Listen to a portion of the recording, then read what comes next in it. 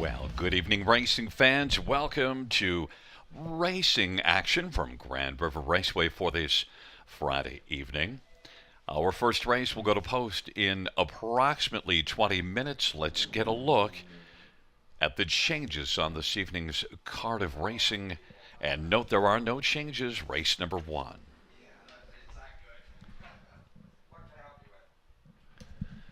Race number two, number 5, Arizona Jackson is scratched. Race 2, scratch 5, Arizona Jackson. Races 3 and 4, no changes. No changes. Races 3 or 4.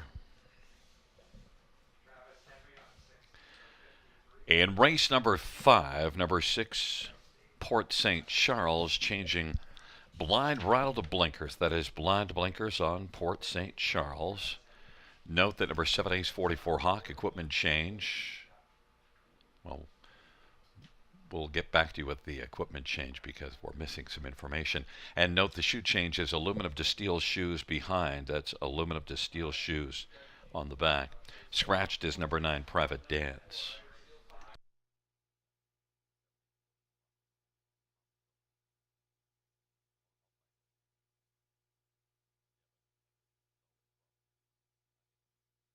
Race 6, number 1, Tierra Dancer is scratched, and 4 is Shimar's Lady Havoc. Race 6 scratches of 1 and 4.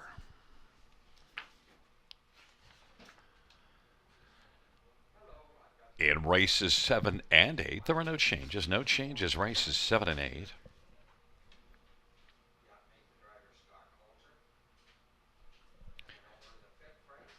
Race 9, number 3, Silverback Jack is scratched. Race 9, 3, Silverback Jack is scratched. And number 6, Briggs changing from steel to flip-flops up front. That is, from steel to flip-flops up front.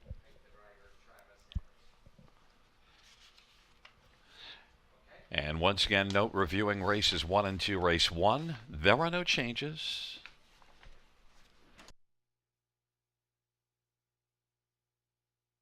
And the second race, 5, Arizona Jackson is scratched. Once again, note in race number 1, we now have a fresh change. Scott Coulter drives number 4, Iris Sealster.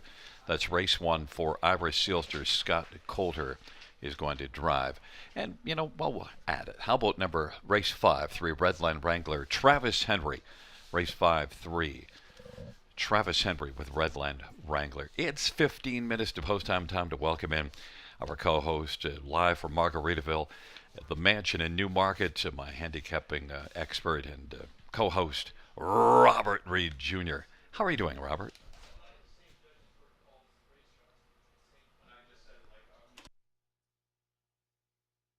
It's Friday. Great card of racing here at Grand River, kicking off a great weekend too in harness racing action. Actually, right now, National Drivers Championships going on at Hippodrome in Trois-Rivières, Quebec. Tomorrow, Meadowlands Pace eliminations south the border at the Meadowlands. Mohawk Park's got a great card of 12 races. Ken Pace at Clinton on Sunday. Really kind of a jam-packed weekend of harness racing action, but it all starts right here at Grand River Raceway with 9 dashes on the card tonight, folks. You want to remember there is no late pick 5, and in race 6 we'll have a late pick 4 starting up. So keep that in mind with the 9 dashes. No second pick 5 on the card. But I'm intrigued by tonight's card. It's all on the pace. And in race number 1, top condition class for filly mares, and a horse that I always love seeing race on the shorter track, whether it be a half mile or 5/8, Major League. She gets real control, and she likes to fly off the gate. So it'll be interesting to see how she does here over the new surface at Grand River Raceway. But I'm pumped for the card tonight. So we'll have 3 of those main multi-leg wagers. The early pick 5 starting in race 1 with that guaranteed pool of $5,000 low takeout 15%. And we will come back in about 8 minutes to post, Gary and I, to break down what we like in that sequence.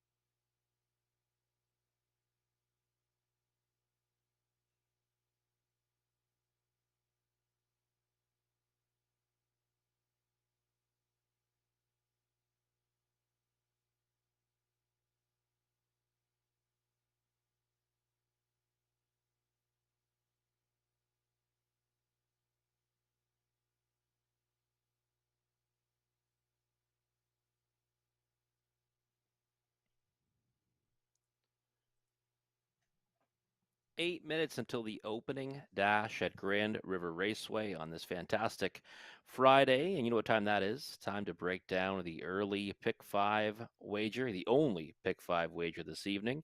Guaranteed pool $5,000, low takeout 15%. There's this ticket that I've mapped out for you on the screen right now. Kind of an inexpensive ticket. I'm going to try to walk the tightrope through races 2 and 3. Starting off, though, with 2 in the opening dash, the one major league. Very fond of this mare. Kind of fell off a little bit in her last 2 at Mohawk Park, but getting back to the shorter track, and I think she's going to like it here at Grand River. So, Major League, top choice, and on my ticket, and the 4 Iris Sealster, getting back on more of a regular rotation. And last time just probably in too tough at Mohawk Park as well. So 1 and 4 to start us off in race number 1. Race 2, just the 2 Onyx Bavino. Thinking this one's been racing really well as of late. Second start now up in non-winners of 2. Was a winner in the class below this 3 starts ago.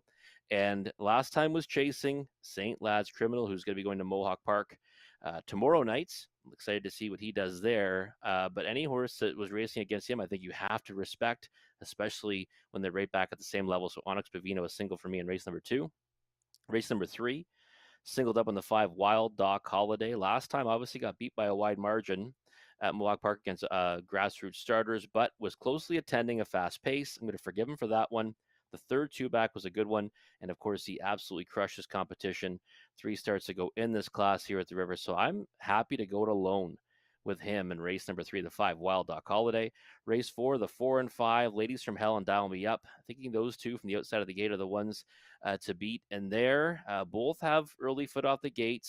Dial Me Up is one that can kind of race a little more versatile, though. Doesn't necessarily need the front in order to win. So 4 or 5 for me in race 4. And then we're going to spread out. Gary's going to say I didn't handicap the race because I think now I have 5 of the 8 horses, 4, 5, 6, 7, and 8 in there. That's the Muddy Leg race number 5. Didn't come back to BJ's choice. He's kind of been disappointing me and just kind of been too far out of it in his recent efforts. So do have him on the ticket, but going to go elsewhere on top. The 4 Puffs Last Shadow, but I think it's kind of a wide open event. So 4, 5, 6, 7, 8. Hopefully we get a price down in that leg if we're still alive. $4 for a 20-cent ticket. Let's see what Gary Guy's spending tonight. Well, I spent a little bit more, but look at.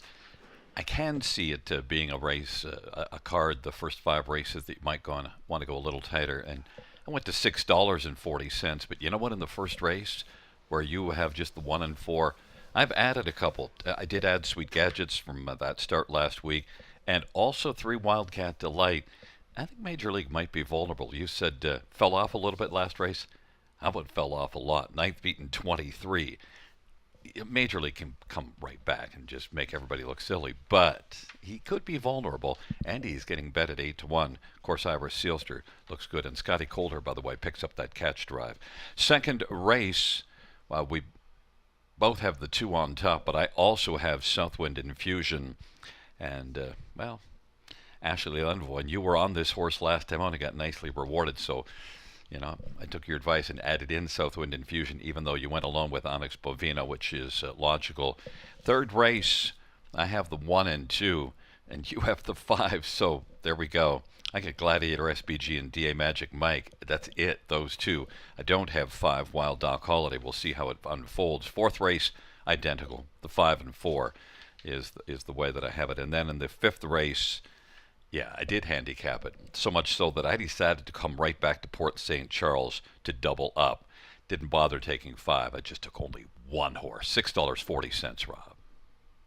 There you go. And I like Port St. Charles and that Muddy Leg. However, it's tougher now, right? Now there's a 3,000 life to now there's a winner 8,000.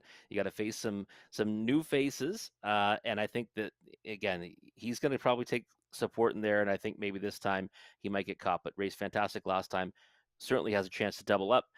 Gary's spending a bit more, and the math's easy tonight. We have no combinations to be winners together because in race 3, he's got the 1 and 2, and I'm singled up on the 5 Wild Doc Holiday. We'll take a look at Conley's ticket. I think Conley's got a pick 5 ticket for us and see what he's doing in the sequence here. And there it is right there. So not even using Major League in the opening dash. I guess he was really turned off by that 32-second final quarter last time at Mohawk Park about a month ago. But I've seen her do good things in these situations when she's missed a bit of time between starts.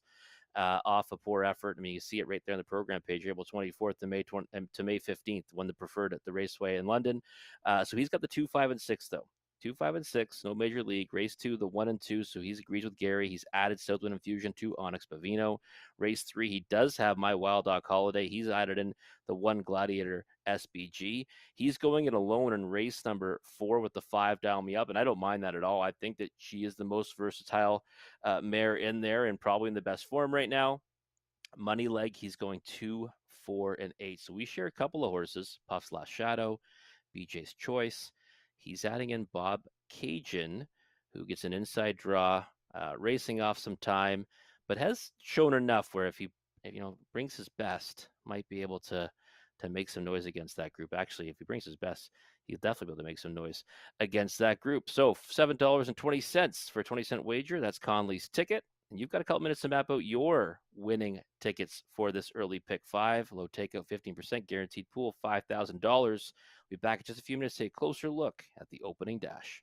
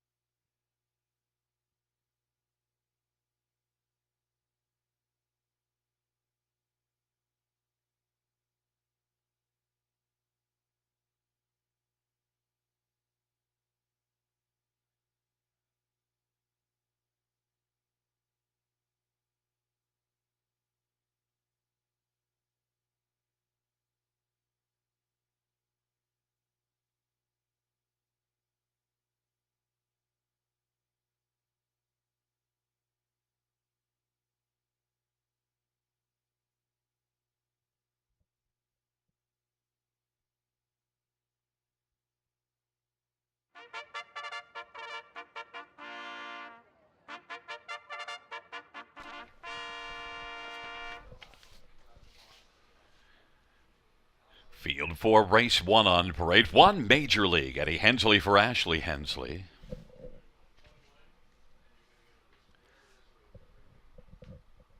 Number 2, Starlight Dancer, Todd Ratchford for Melissa Lamoureux and a numbered company from Ottawa. Number 3, Wildcat Delight, Brent McDonough for Ron McDonald and Blue Shoe Investments. And number 4, Irish Sealster, Scott Culver, Carl Jameson, and Jody Jameson.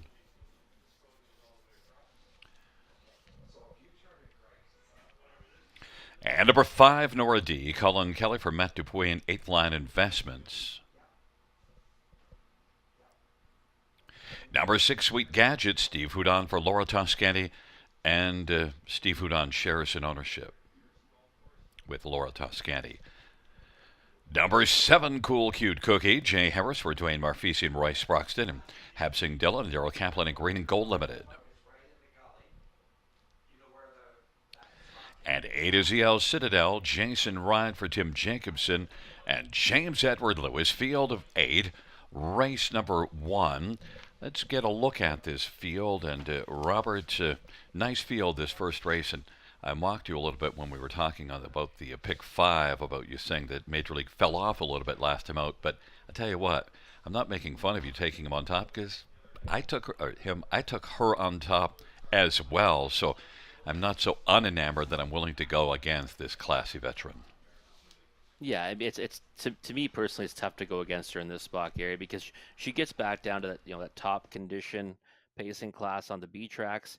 And the thing was is that I remember that race very well. May 15th in London, went all the way on the engine after missing time of a vet scratch sick, where she got beat by a wide margin over that surface to start before. And she rebounded nicely. She can race off time. I mean, just her racing style, I think that kind of lends itself to being lends itself to being a horse that races well when she gets a bit of a break, and she looks really fired up on the track right now. She's only going one way, right? She's got the pole position. We know she's going forward off the gate.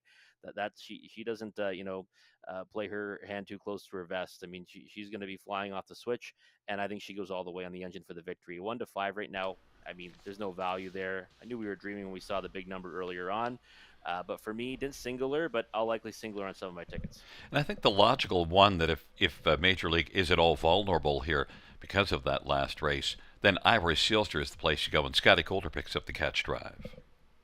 Yeah, Scott Coulter picks up the drive, and this one now you have one that's kind of racing back on more of a regular rotation, not that weekly rotation, but it had missed significant time going into her latest off of vet scratch sick. That last one, I watched that replay a bunch of times. She got away 6th off the gate.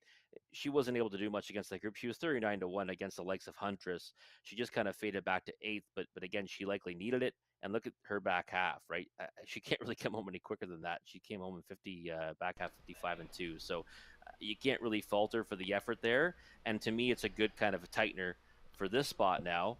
And she's the value at 6-1. I mean, for the win end of it, there's no question she's the value in my opinion at 6-1. But I still, can't go against Major League on top. And she was beaten by Major League by 4 lengths back in the middle of May in that Fillies and Mares Preferred at London, when they were both racing well. So listen, how about number 3, Wildcat Delight? 15-1 June the 21st here to score a victory, and 14-1 right now. Yeah, I think the value is pretty good on her as well, up to 19-1. I think you have to have her everywhere in the exotics because her latest effort was a good one, 4th to Miss Quicksand. The start before that, kept driving to the lead from post 7, kind of took on challengers throughout the mile and just kept on trucking. It was an impressive victory. So I think she fits in with this group. I don't think she's an over her head at all. Maybe against the likes of Major League if she brings her A game, but again, we don't know necessarily we're going to see that, right? I think we can kind of guess that we'll likely see it, but Wildcat Delight certainly not out of her reach, and one I'd use everywhere in the exotics. Starlight Dancer is the hot horse coming in right now, the last couple starts, and 12-1. There's a value. And to me, she's the type of horse that when she kind of gets good, she rolls for a while, and she can string good efforts together. Now, she's put 2 together, a long way in the lead for getting caught by Faded Fire 2 starts ago, and I thought Faded Fire raced tremendous in that effort, so she did well to be second, and then next time out absolutely crushed the Georgian. So likely get forwardly placed here, Gary, and one that you have to have in the exotics. I have a hard time picturing her winning this race with some of the competition she has, but one that can certainly stick around for a big chunk. And Sweet Gadgets moves up 22-1. That's interesting after a dominating effort last time out against Lesser. But it's a field of 8. Race number 1 as they're into the backstretch. Gathering speed approaching the start. Field of 8 on the gate, nearing the start. And thereof, Irish Sealster is going to blast with Major League, and Starlight Dancer. Major League comes flying out early. Starlight Dancer, Major League, get the heater ready, and Major League leads it by a length and a half. Starlight Dancer second, Wildcat Delight third. Then it is Irish Sealster and Nora D. Sweet Gadgets, Cool Cute Cookie, and EL Citadel. Major League at 1-2 on the boards, got the front. Leads a couple of lengths over Starlight Dancer. Wildcat Delight is third. Then Irish Sealster Sealster and Nora D, and Sweet Gadgets and Cool Cute Cookie and EL Citadel. Major League and Hurricane Hensley storming on past us up at 26-1. Opening quarter, Major League leads up towards the half. Starlight Dancer racing second. Wildcat Delight to the inside is positioned third, and then fourth is Iris Sealster. Now Sweet Gadgets moves on the outside first over, but is about 10 lengths off the leader or more. Then it is Nora D. And then for the back the trailing pair, Cool Cute Cookie and EL Citadel. Major League 1-2 on the boards. Got the lead. Starlight Dancer, though, is staying close and is a length and 3/4 back. Gap of a couple. Wildcat Delight is third. Iris Sealster now moves out. Nora D is scooting up the inside. Sweet Gadgets drops back. Then EL Citadel and Cool Cute Cookie. It's Major League with Starlight Dancer racing second as the field is about to turn for home. Wildcat Delight now scooting through to the inside. Nora D, and fifth is Iris Sealster. It is Major League, Starlight Dancer, Wildcat Delight as the field turns for home. Major League, Wildcat Delight is racing second and is on the inside and now is taken out. Major League and Wildcat Delight as they come on down the stretch drive. Major League, Wildcat Delight is looking for the upset, but Major League is digging in. Wildcat Delight gets there. Then Major League and Nora D and Iris Sealster, and we'll give you the mile time later, but we already get an upset here in the first race as Major League at 1-2 goes down. And Wildcat Delight shocks us again. Not as a big a price of 15-1 a couple of starts ago, but still a healthy 6-1, Rob.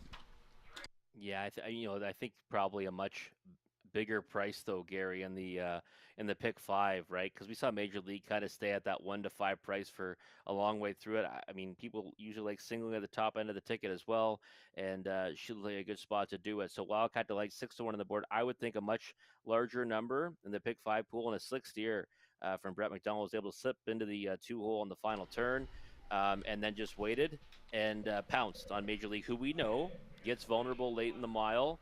And I mean, her kryptonite is one that's kind of loaded with pace and coming at her hard, because she will battle back like we saw her there, but she could not withstand the late charge of Wildcat Delight. Well, I am glad that I went 4 deep, and this was my fourth one. You only needed to go one more deep, Rob. You went 2 deep with 1 and 4. Yeah, I was trying to be, I guess a little too economical. And this is a horse I'm fond of. I mean, I kind of liked her a little bit that time that she blew up the board here 2 starts ago. And like I said, this was certainly a race that wasn't out of her reach, and she's racing really well right now. And I think, we'll see her to continue to do good things over this surface. I just thought that maybe Major League being off 4 weeks just might be vulnerable. And look, still a very, very nice mare and did a lot of fine work. 26 1/4 as well. Yeah, I mean, that's the name of her game, right? Like you said, give him the heater ready. She loves to fly off the gate. When she gets kind of any kind of soft middle panels, that's when she's really tough to beat. Tonight, she just got beat by a horse that's really sharp right now. And that sharp horse is back in front of us. It's number 3, Wildcat Delight. 7-year-old Better's Delight Bay mare, owned by Blue Shoe Investments, trained by Ronald McDonald. Brett McDonald with the winning drive. 4th win this year for Wildcat Delight. 31st lifetime. Mile was, it was recorded. We'll tell you the time later.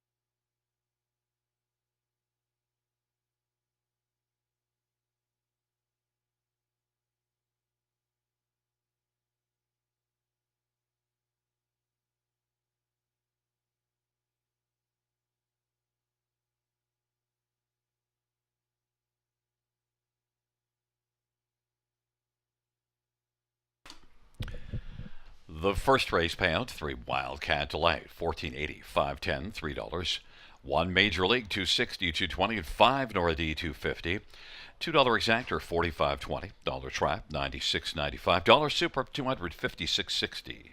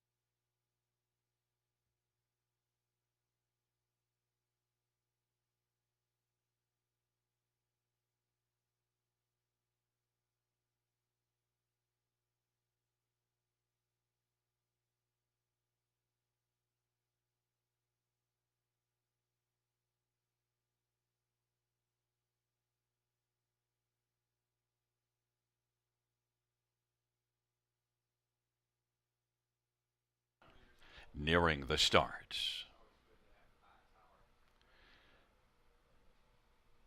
And Vera of Ivory Sealster is going to blast with Major League and Starlight Dancer. Major League comes.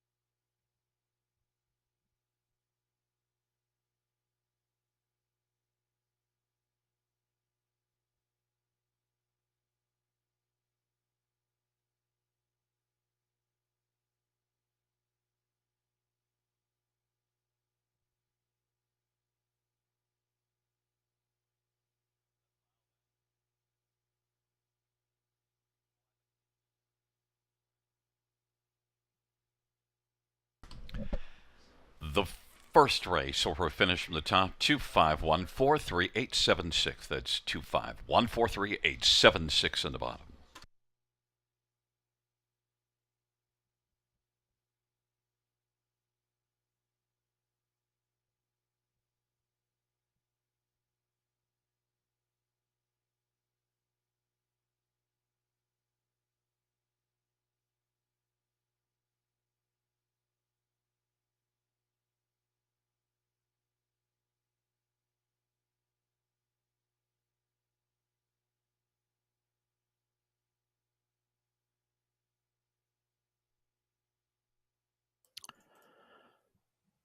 Wildcat Delight getting the job done in the opening dash at a nice price of 6-1. Likely knocked out many pick 5 tickets.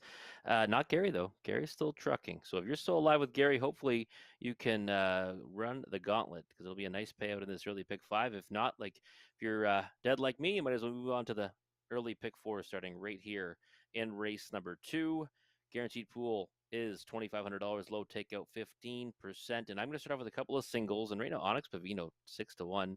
Likely going to see the odds kind of get a little tighter come post time. Salesman Infusion was great last time, moving up in class now, and does have to face the legs of Onyx Pavino, who's been facing the legs of St. Lad's Criminal. So I'm going to single that one, Onyx Pavino, expecting this one to be close to favoritism come post time. So starting off with just a 2 here in race number 2.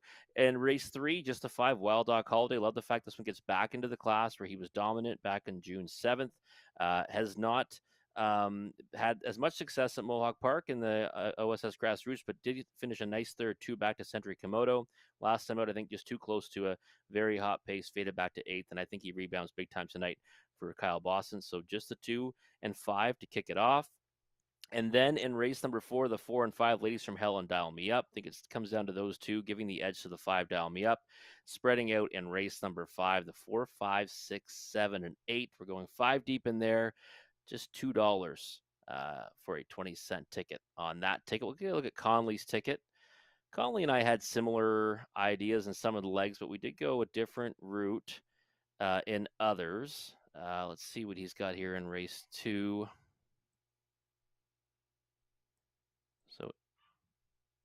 So in the second race, I think he's using Onyx Pavino and Southwood Infusion. I think he's got the 1 and 2 here in race number 2. There it is, 1 and 2 in race number 2.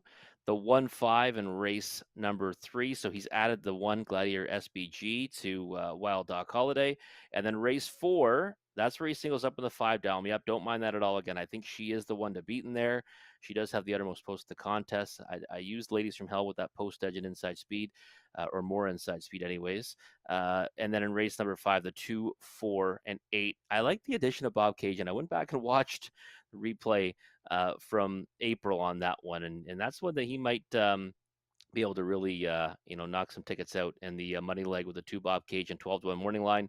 He's also got the 4 Puffs Last Shadow and the 8 BJ's Choice, just $2.40 for Conley's 20-cent pick 4 starting right here in race number 2. You've got a minute or so to map out your winning wagers, though, in this sequence. Again, the guaranteed pool is $2,500. Takeout's always a low 15%. Gary and I will come back after the post spread, take a closer look at race number 2.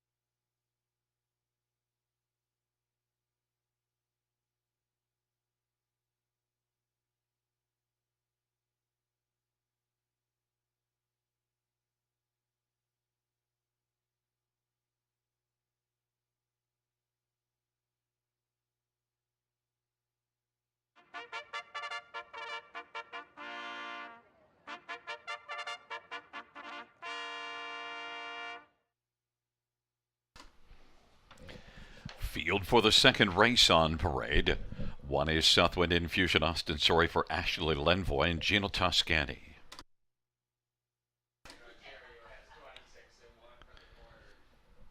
Number 2 is Onyx Bovino J. Harris for Lacey McCabe and Glenview Livestock. Number 3, Dance Like a Skipper, Scott Coulter for Paul Coulter and Emma and Georgia and Avery Longstreet. Number 4, Gravitational, Travis Henry for Tim Myers and Boris Loss. 5 is scratched.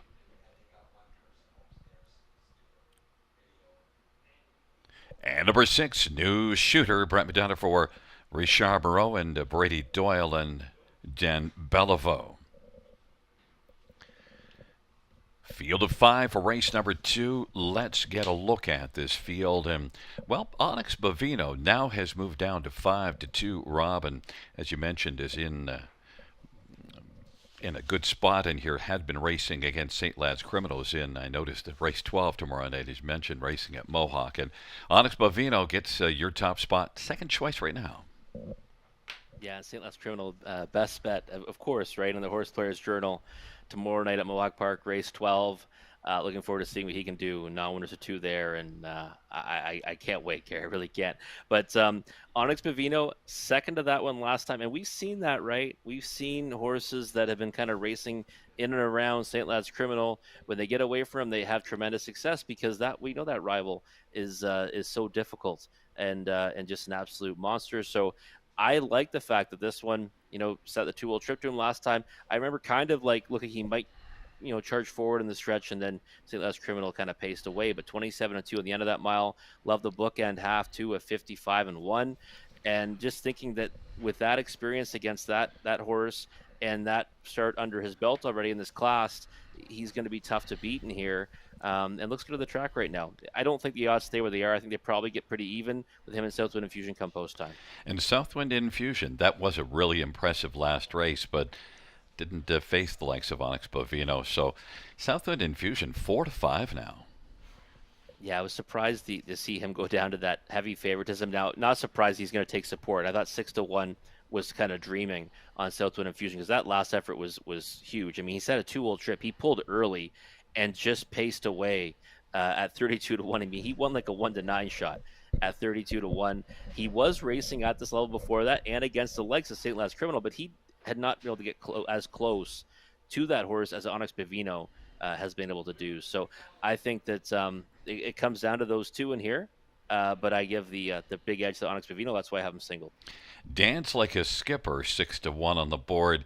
This is one a little further down the page that was racing well, and the season's good, and 3 wins and 6 starts as a 2-year-old.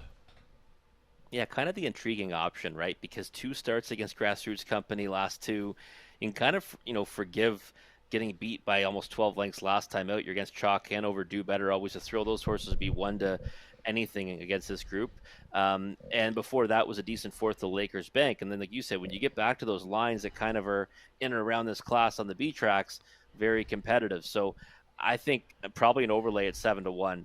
But I knew that was going to happen because of the 2 that was inside have got more flashy starts and recent efforts and right here at Grand River. So definitely one you want to consider in the exotics. And if you want to play for the upset, I mean, a win ticket on him at 7-1 is not the worst bet in the world. And then the other 2, Gravitational and New Shooter, are both sitting at 11-1. Which one would you use fourth? Oh, it's a tough question. It is a I'd tough probably sell. go Gravitational. I'd probably go Gravitational. Yeah, originally I had Arizona Jackson fourth. That one got scratched. So I'd go Gravitational, but I think they're kind of interchangeable, really, right? You got one horse that's been, racing well as of late, a win 2 back in a second. Last time out, another horse is kind of not racing as well, but had faced tougher, right? St. Lad's Criminal latest, and then Better Be Flying before that. So I'd go Gravitational just on recent form, but again, I think it's razor thin between them. New Shooter was such a good one last year as a 3-year-old, and 8 wins and 18 starts, and now this will be the second start back with Richard Moreau.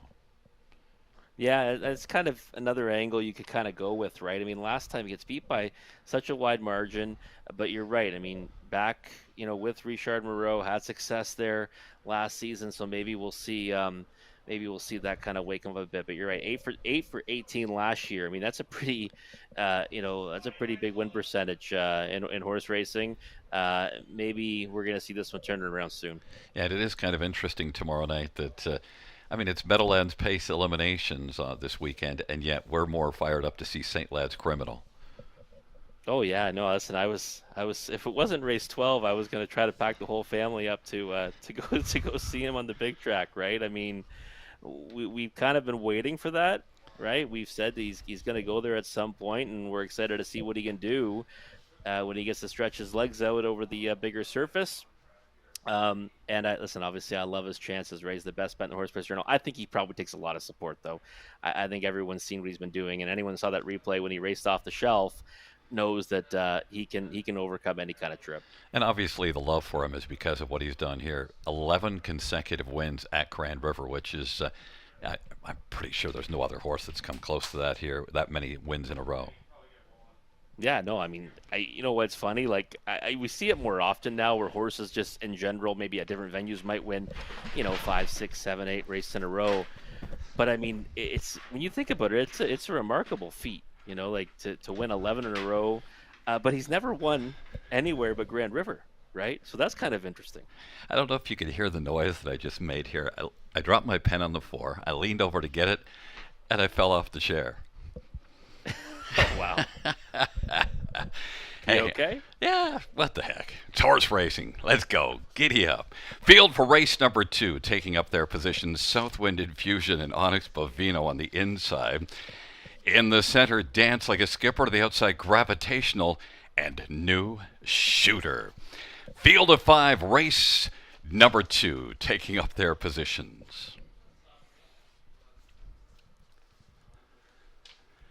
Field moving in behind the gate, gathering their spot. We're upright, the chair is fine. We're ready to rock and roll in the second race on a Friday night at the river.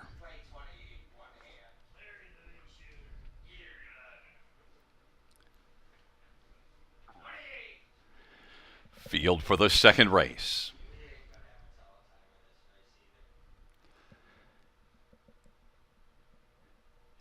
is at the start in the rough, and New Shooter is going to leave out Onyx Bovino on the inside. Southwind Infusion. Onyx Bovino's got the lead. Southwind Infusion pressing through to the inside, though, but now is going to yield and race the pocket. New Shooter on the outside third. Dance Like a Skipper, and Gravitational is trailing the field. Onyx Bovino at 1-5 on the board now has the lead, and Southwind Infusion is racing position second. Dance Like a Skipper third. Then it is back to New Shooter and Gravitational as the field comes off the turn. It is Onyx Bovino with a lead of a length and a half, opening quarter 27-1. Southwind Infusion is plugged into the pocket. Dance Like a Skipper third. Then it is New Shooter second from last, and Gravitational is trailing the field, and they work their way on up towards the half of a 27-1 opening quarter. Onyx Bovino leads at a length and a half. Southwind Infusion second.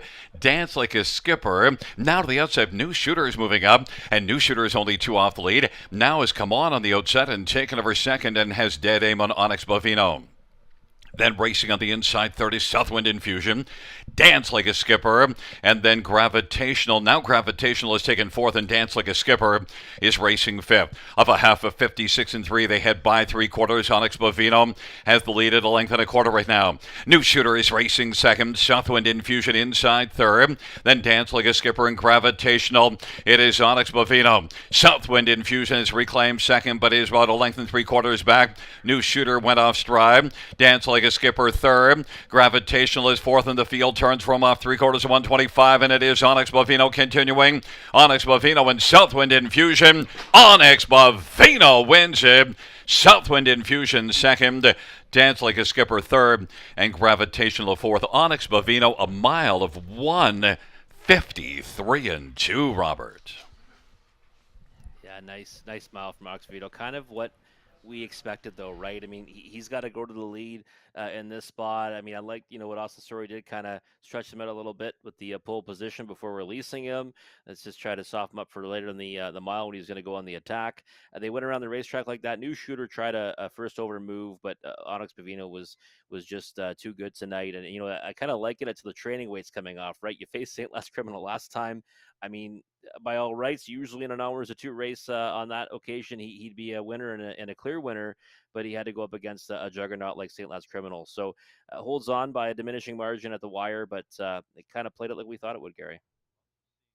We're also seeing how well this track holds up. It got some water this afternoon, and yet it's plenty fast.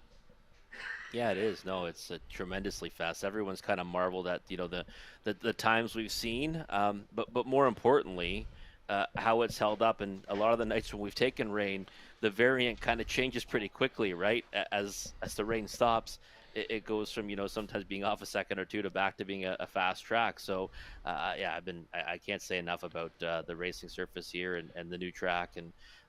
Can't wait to get out there and see it in person again as well. So, but pretty formful on the top here, right? Onyx Bovino, Southwind Infusion, same trip as last time for Southwind Infusion, and I think one that kind of just going to get their legs back under them back at this class, right? Had 3 starts here, hadn't finished better than fourth at this level. Got that win, that confidence boost level below this. Now, should be able to do good things Got a price in this down in the spot. first leg of the pick 5, Rob, but no such luck here in the second. Hey, you're still alive though, right? So I Yeah, mean, but it doesn't matter. I wanted the You just 2 to gotta 1. get there. I'm getting greedy. I wanted the 2 to 1 instead of the 1 to 5. No, once you get the first knockout down, you beat the heavy favorite. You just got to cash now. You know about cashing. You've done a bit of that in your career. Back in front of us is number 2, Onyx Bovino, a 3-year-old Bettor's Delight bay gelding by Glenview Livestock Limited, trained by Lacey McCabe. Shay Harris, the winning driver. Second win for Onyx Bovino, 5th win lifetime. 153 and 2. Note that's a new career mark for Onyx Bovino.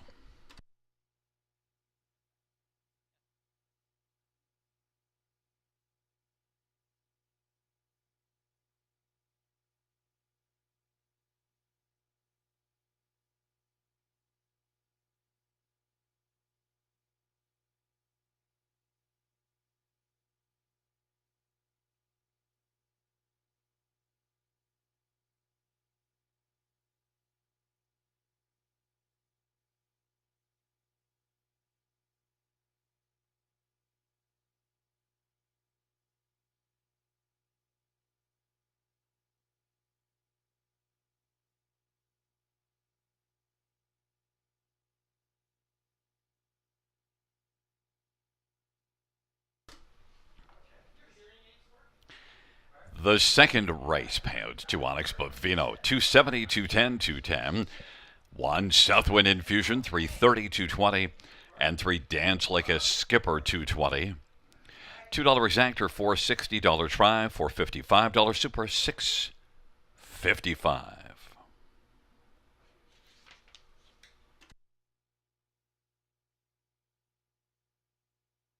Double of 3 and 2, $2 ticket, $25.70.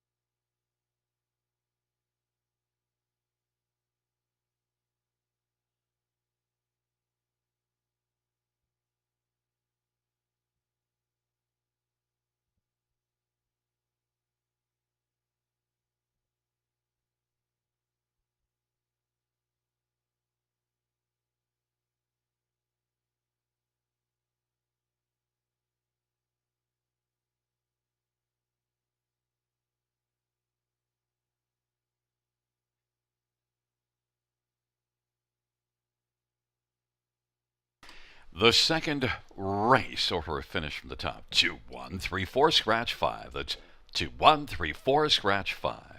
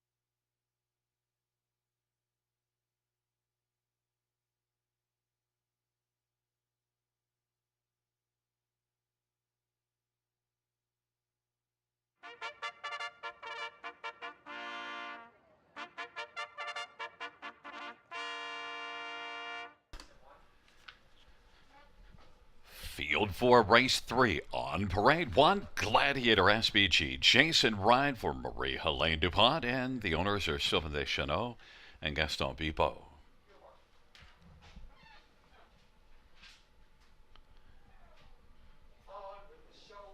Number 2 is DA Magic Mike. Jay Harris for Sean Stacy, Landmark 16 Racing, and Hudson Standardbreds. Number 3, Sporty B, Todd Ratchford for Jack Moisev and High Stakes Incorporated from Nancy McNevin and Mark Main Prize.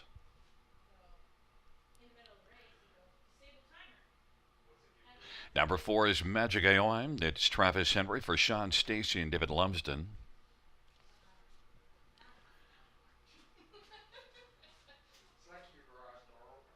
5 is Wild Doc Holiday. Austin Torrey for Kyle Bossens and William Brown. Number 6, Brookdale George. Dale Spence for Ben Hollingsworth and Doug Poley.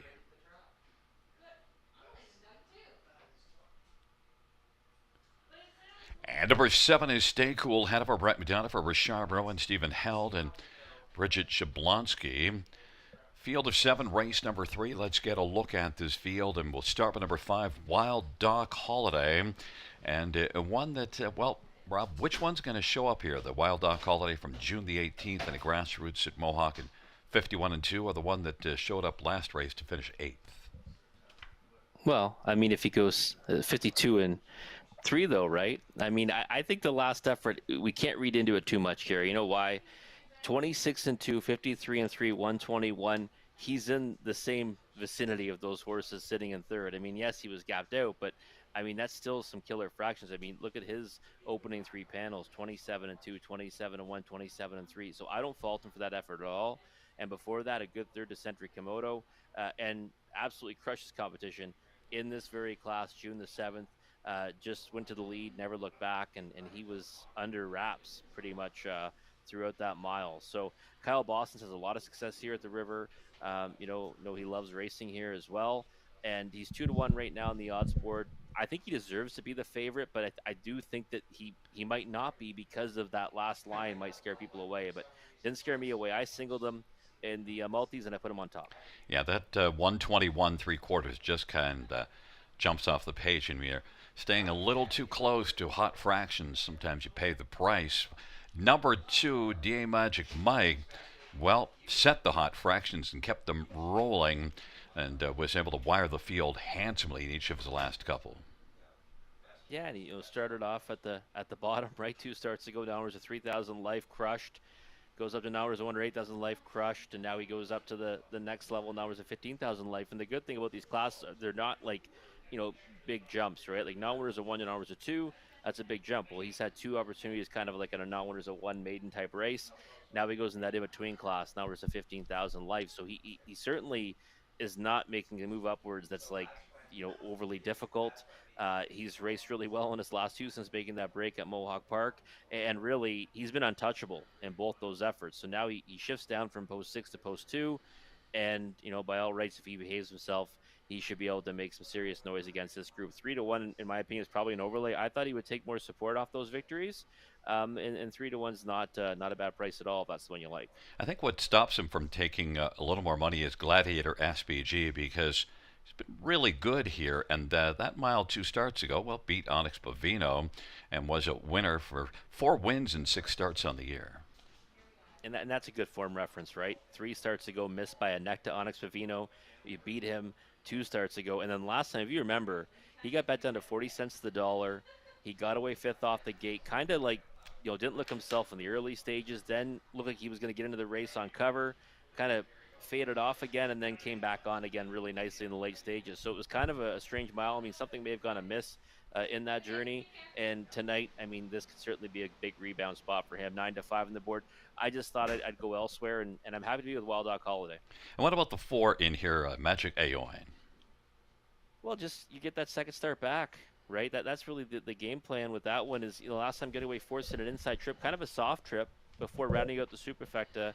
It was a high 5, so finishing 4th, the high 5 at 29-1. Just thinking that there's room for a big step forward here, and maybe make his way onto the bottom end of the Trier Super. Well, your top pick, Wild Doc Holiday, has fallen now down to the 3-2 favorite.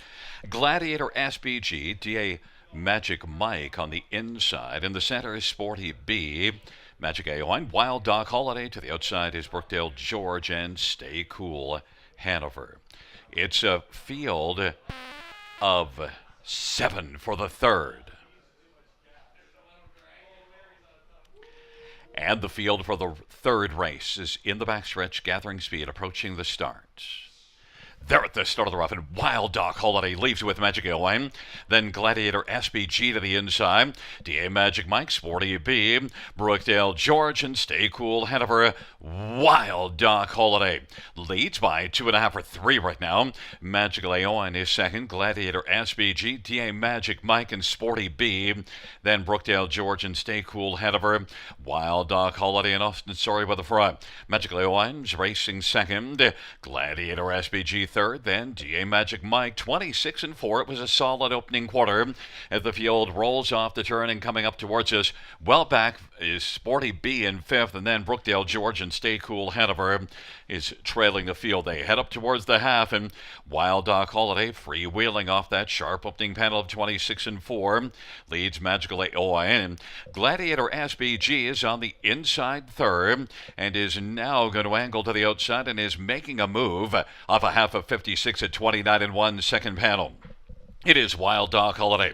Gladiator SBG to the outside. Now has moved up and is sharing second with Magical Oim. Now takes over second. DA Magic Mike is racing fourth. Then B Sporty B and Brookdale George and Stay Cool Hanover. Wild Doc Holiday. Gladiator SBG is trying to make a dent in the lead and has now dented it down to just about 3/4 of a length. 3/4, 124-1. Wild Doc Holiday. Gladiator SBG is chasing, but Wild Doc Holiday looks game. Magical A1 is third. DA Magic Mike is fourth, and then Sporty B, Brookdale George, and Stay Cool Hanover. They turn for home.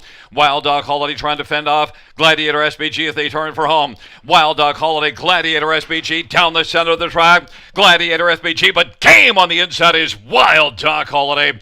Gladiator SBG was a chasing second, 3 across the track for a third. Wild Doc Holiday 153-1. Got a bit of a chest from Gladiator SBG, but Rob was very game and didn't look like he was going to give it up.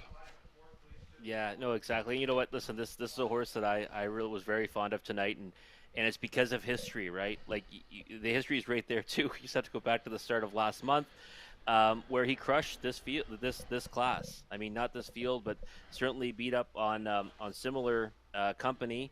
This time, got a much stiffer challenge from Gladiator SBG, and we expected that one to be good and bounce back with a good effort. But he did the exact same thing, Gary. He did last time. He rocketed off the gate. You know, he set legit fractions throughout. And this time holds on by about a length at the wire, and didn't go off with the favorite 8-5. I mean, I'm pretty happy with that price. I think I said I thought he was a bit of a slam dunk in here, and it's funny, I get my 2 plays of the night down in races 2 and 3, but I'm dead in the pick 5. Well, and I'm dead in the pick 5 as well. But that was a really game. And the one thing with Wild Doc Holiday, also about halfway down the lane, where there was just a second maybe that Gladiator SBG was closing, then when he dug in again, if they'd have gone around again, I think he would have stayed in front of him. Yeah, I think so too. I was honestly, I was never really in doubt. You know what the funny thing was is that I thought like at the half, like, you know, okay, this is pretty much a done deal. Then yeah, maybe a little bit concerned when Gladiator SBG kind of kept on kind of marching forward against them. But he's a horse to me that whenever I've seen him on the engine, he's really tough to get past. So I think he's one of those ones that swells up on the lead, and again, certainly has done good things at this level, and I think we'll see him do good things beyond as well. He's still figuring the game out with just 16 lifetime starts. Well, it comes in as a 5-1-4-2 top 4. Coming back in front of us, number 5, Wild Doc Holiday, is a 3-year-old Better Than Cheddar Bay colt, owned by William Brown of Hanover. And Kyle Bostons is the trainer. It's the 3rd win this year and the 4th win lifetime. The winning drive on Wild Doc Holiday to Austin Sorey in 153-1.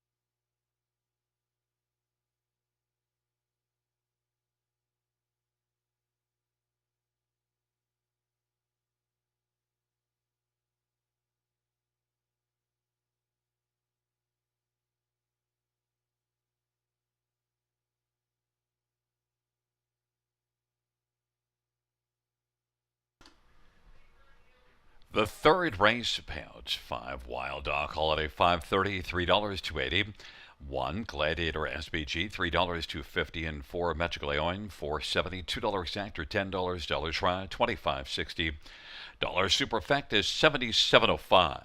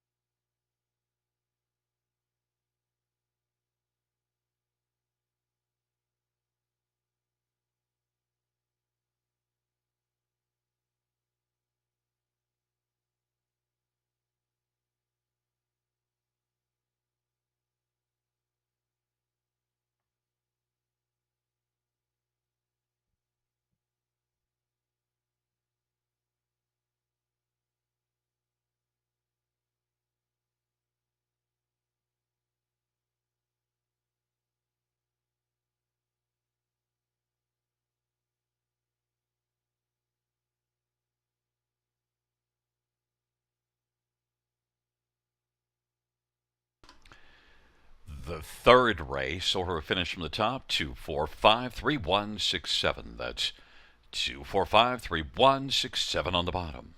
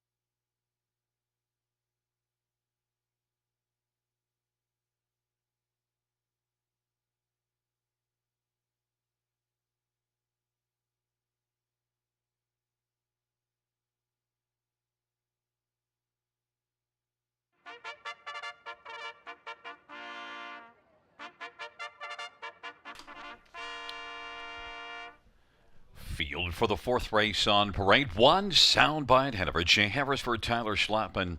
The owner is Kevin Skilton. Number 2 is My Maserati. Todd Ratchford for Frank Manzini. The owner is Tess Waxman and Carmelo Shime.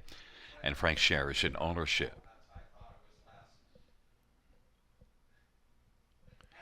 Number 3, a disruptor. Brady Legacy for Meg Crone. The owner is Chris Nickel. Number 4 is Ladies from Hell. Scott Calder for Mike Sumner.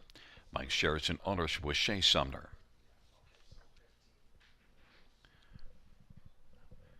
And 5 is Dial Me Up, Travis Henry for Sandra Perot and Michelle Gaudreau. Field of 5, race number 4. Well, the compact field, Rob, and the money's all in on Dial Me Up, and one that did dial up back-to-back wins here. How about that race June the 27th at Mohawk? You saw that race. Yeah, I mean, it was a decent enough effort, right? You end up picking up a minor award in a race where Sweet Loving went all the way on the engine, and again, it was okay. It's had an inside trip, ended up only getting beat just over a length. I think coming back here because they know she's obviously more competitive, and she won 2 in a row at this level, so she's better suited for this group. There's no question about that, Gary. And those 2 wins, I mean, that half a length 2 back, but she was pretty well meant to get to the wire there as the 35-cent to the dollar favorite. And again, you look at her lines here versus Mohawk Park. I mean, it just makes sense to try to come here and pick up the lion's share. So at her most post in the contest, but she's a versatile type. She can go forward off the gate. She can race from off the pace. She can race from even first over if that is the situation tonight. So no surprise, she's 1-2. She's a deserving favorite, and the one that I have on top. But I was also using Ladies from Hell. Did you think the money would be that much different, 2-5 to 3-1? Ladies from Hell, I think we both think is the clear second choice, but I didn't think the gap would be as wide. I didn't think so. I think we might see a tighten up come post time. We do see obviously the money change, in the last minute or so mostly. Ladies from Hell, the thing about her is, like we said before, for her to win, she likely needs to be on the engine. Now, this looks like a spot that she can get to the lead. She gets that post edge over Dial Me Up. I mean, there is some early foot to the inside of her, but I also think there's horses that would be, pretty happy to see the 2-hole trip to one like Ladies from Hell, who's going to take you to the top of the stretch typically. So last 2, she wasn't able to get to the front, but she made a good account of herself last time to only get beat 3/4 of a length of 13-1. But she becomes even that more dangerous when put on the engine. One thing when we see with these shorter fields is that whichever horse makes it to the front gets a good shot at maybe getting things kind of her own way and softened up. And who do you think goes to the front here? I think Ladies from Hell is going to have to try. I mean, she's got the snap speed off the gates. She's one that loves it, on the front end. So I think that's going to be the move. Dial Me Up might try blasting out of there as well, but like I said, she's a little more versatile. She doesn't need the front. The big question for me is, again, as long as Ladies from Hell is blasting out the wings of the gate, it's going to be the 3 to the inside of her all going to want to try to get position behind her, right? So that's what sometimes sets up a pretty wild battle to the first turn when multiple horses kind of want to get that pocket spot, and it stacks them up. So that'll be interesting to see how that plays out. But I think Ladies from Hell has got to be the one on the point. I wouldn't be surprised if Soundbite Hanover finds a way to split the 2 favorites. And Jay Harris can blast one off the gate, got the inside, and good, quick opening quarters in each of the last couple. Yeah, 26-3 2 back, right? And that's going to be the question is if Soundbite Hanover doesn't want to release one like Ladies from Hell, then we might see a bit of a battle. But again, Soundbite Hanover was a winner in the front end 2 back. This is a tougher group, right? This is a claiming handicap 10,500 to 15,000, tougher than that 8,000 class. I think be more than happy to sit a trip in the 2-hole, but who knows, right? I mean, she is one that kind of swells up on the engine as well. And fill us in on a disruptor, Meg Crone. Brady Legacy driving here. Yeah, this is a horse, we kind of liked a few starts ago, right here in this class. I mean, she didn't get beat by too much by Dial Me Up 2 back when chopping it out. And last time kind of got lost in the mix in the race. So I think in with I guess we'll say a puncher's chance, but probably more so going to land on the bottom end of the exotics. It's a field of five. Dial Me Up is at 1-2. It's Soundbite head over by Maserati on the inside. In the center, Disruptor to the outside. Ladies from Hell and Dial Me Up, the favorite on the outside. Field of five. Fourth dash on a Friday night. They're into the backstretch.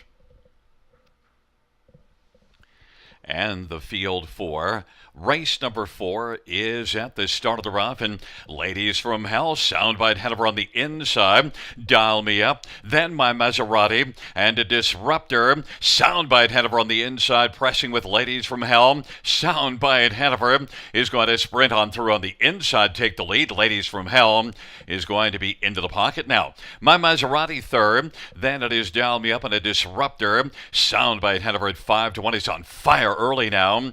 Leads by about 2.5 over Ladies from Hell. My Maserati is racing position third. Then it is back to Dial Me Up, who's currently racing second from last. And then it is a Disruptor. But Soundbite Hanover is on fire early. 26-2 opening quarter. And they head up to the half, and Soundbite Hanover leads right now by about 4 as they work their way up towards the half. And then Ladies from Hell is racing position second by Maserati.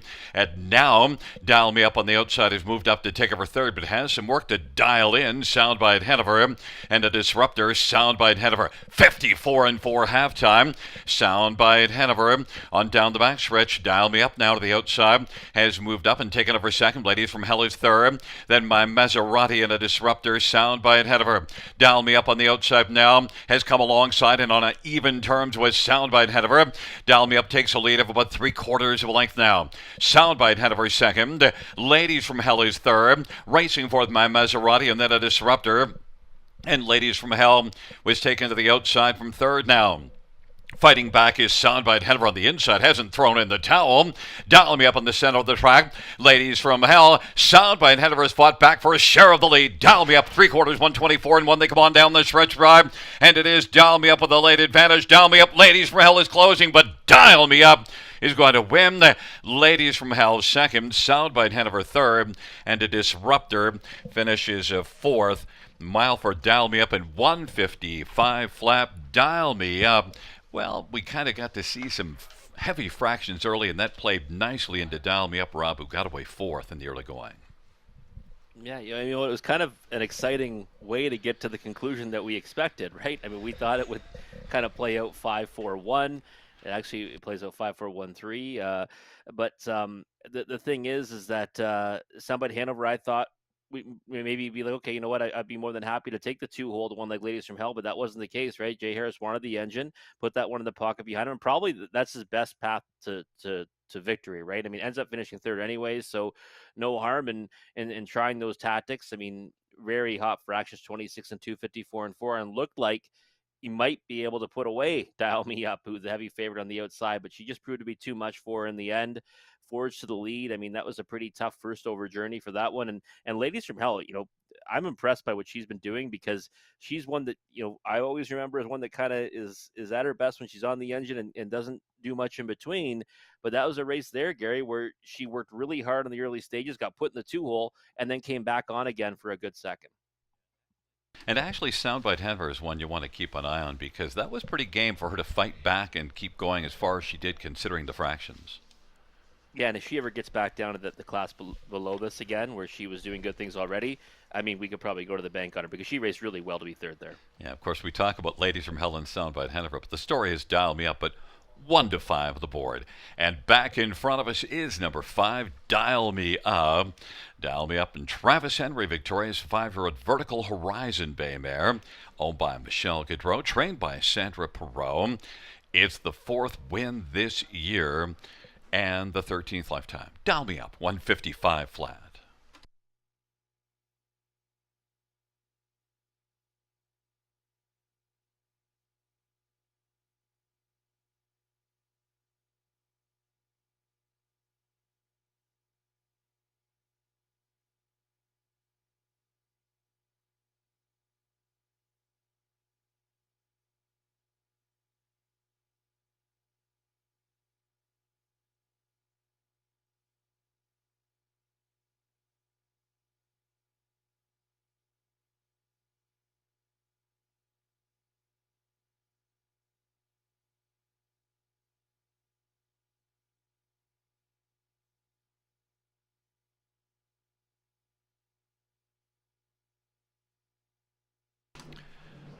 The fourth race. 5 dial me up, 240, 210, 210. 4 ladies from hell, 350, 240. 1 soundbite, Hanover, 230. $2 exactor, 480. Dollar try, 505. Dollar super, 1435.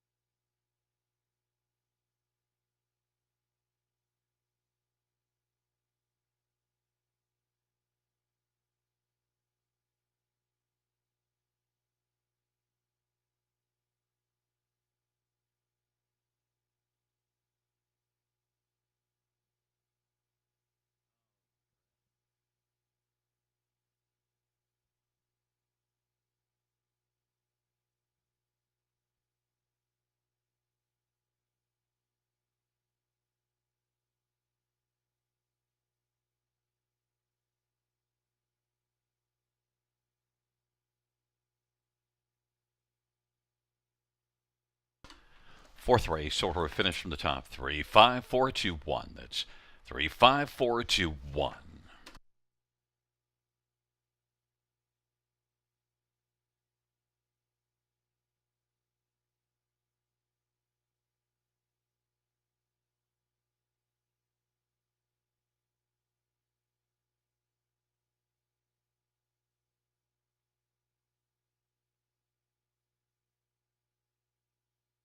An O'Brien Award winner for 2-year-old pacing colts and geldings.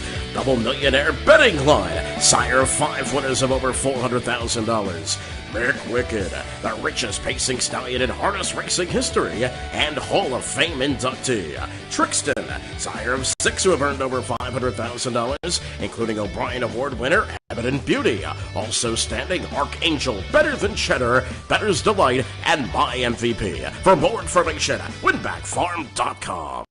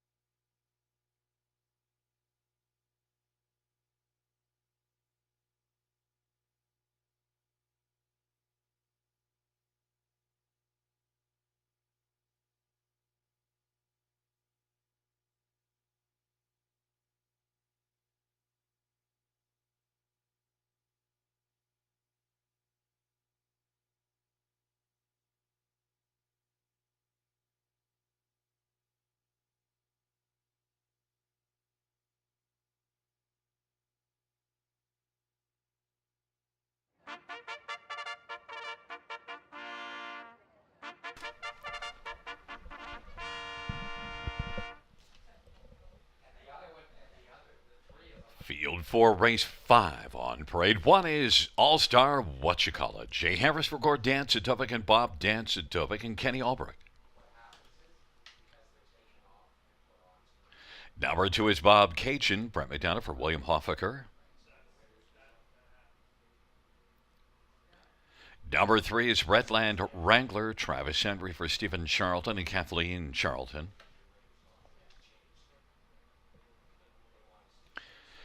And 4 is Puff / Shadow Scott Young for David Fry and Sarah Fry. 5 is Always Be Sweetest, Dale Spence for Mackenzie Spence and Shen Go. Number 6, Port St. Charles, Todd Ratchford for Jack Moisev at the moment, Joe Stibble and Nancy McNevin and David Morgan. Number 7, Ace 44 Hawk, Steve Houdon drives and trains for Joe Montour.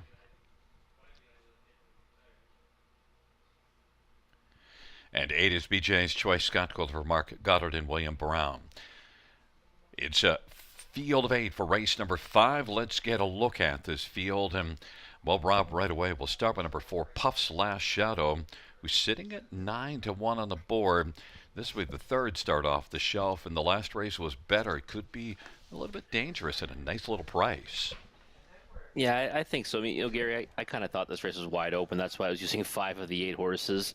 And if I'm going to do that, I can't really side with the horse I think are going to be the lower price of the favorites out of that grouping, right? I want to try to find the ones that might be the value. And Puff / Shadow, for me, I mean, a horse that's been making progress, right? 5th. First starts off the bench, then was a decent 3rd last time after getting away in the 3-hole. Just kind of held his position in a race won by DA Magic Mike. And I think being 4 lengths away from that one should serve him pretty well in this spot. This to me is obviously the depth of this race. I think is a lot easier than the likes of DA Magic Mike. And I thought that I thought he'd be around 4 or 5-1. I didn't think he'd be 10-1. He's moving around at a nice clip right now for Scott Young after post parade, and I think he looks pretty sharp in the track. So again, happy to have this one on top, and I'm not going to.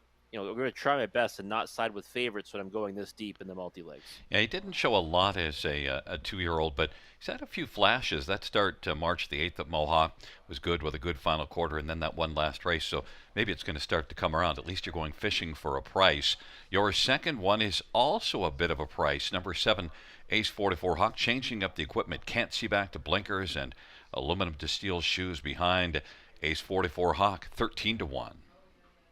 Yeah, he looks like he's a bit of a handful right now for Steve Houdon. And remember we noted this horse last time. We said, you kind of like it when a horse kind of has an effort that jumps off the page. Well, that's what it was for him in his latest. He kept driving to the lead. He got to the engine, set honest fractions before fading back to 3rd in a race won by Vogue Blue Chip. And I like it when a horse gets to the front and kind of opens up their lungs. Even though he faded back to 3rd in the end of it, I think that can do wonders for him going forward. I mean, again, that start last time stands out, ahead of all his other efforts.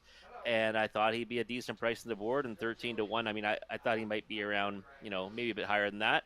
But in any event, this is a race where I wanted to be on the side of value, and I think we're doing that right now with the 4 and 7 as the top 2 choices. Number 6, Port St. Charles. You got to get to this one somewhere to talk about. Off of a win, changing equipment, blind bridle to blinkers, but maybe different tactics from a little tougher post.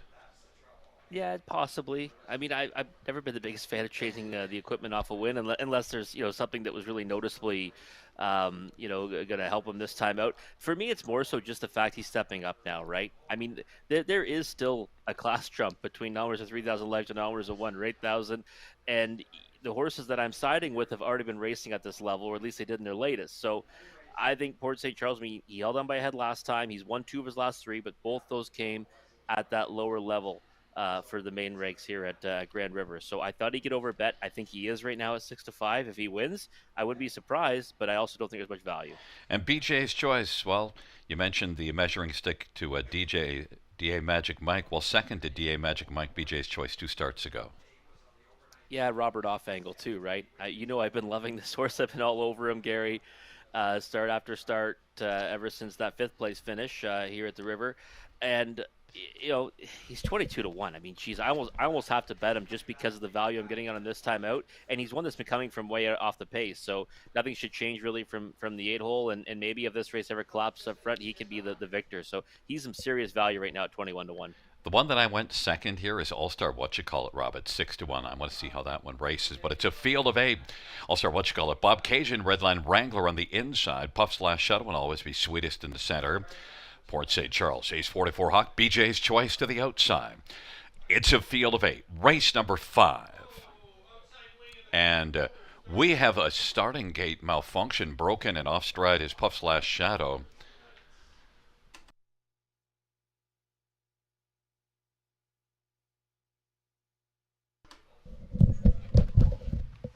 What the hell happened there? I don't know if he hooked the gate or not. I don't know if the outside Yeah. He must have for it to come flying like that. Yeah, we haven't run the video back yet to see exactly what happened.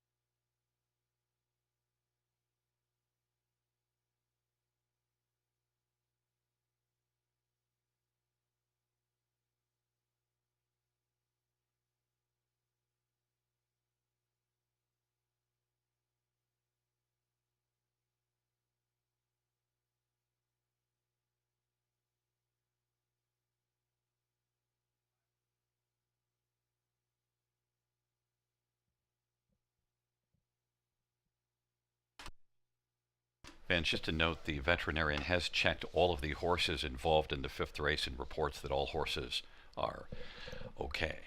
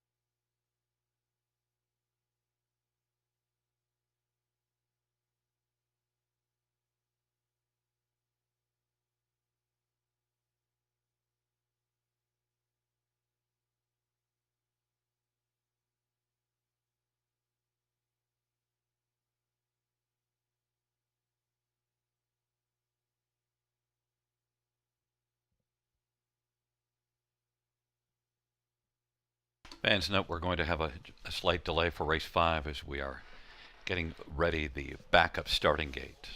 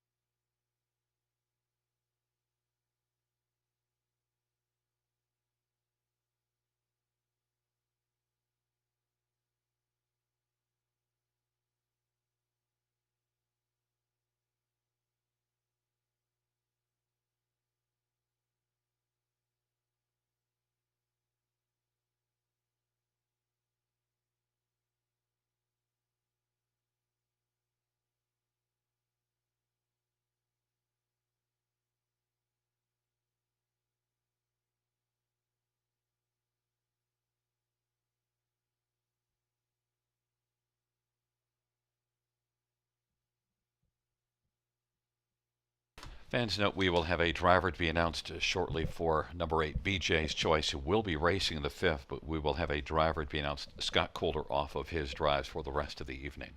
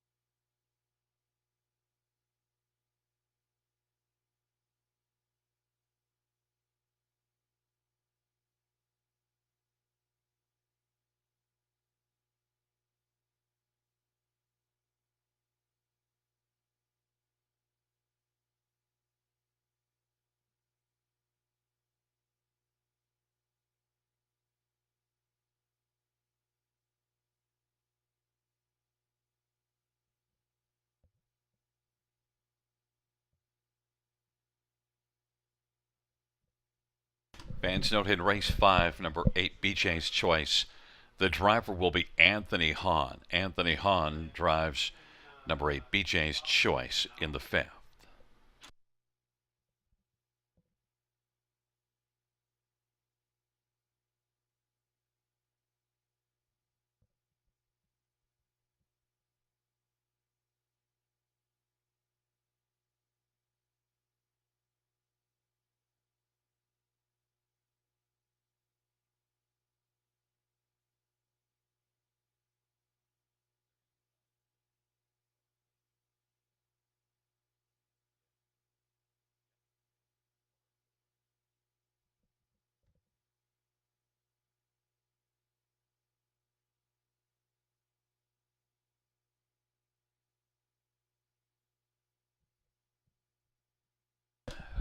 Fans note the windows have been reopened for betting in race number 5. And note Anthony Hahn drives 8, BJ's Choice. Windows are reopened for race number 5.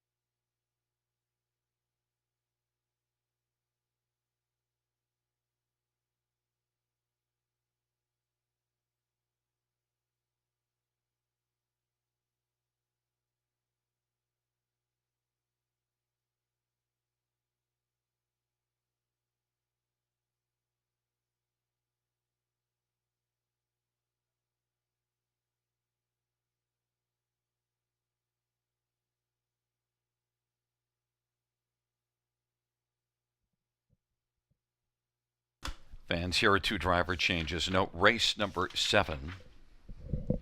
Number 5, Highland Hot Sauce, Phil Houdon. Race 7, 5, Highland Hot Sauce, Phil Houdon. We'll have a driver to be announced, race 8, 6, Happy Looker.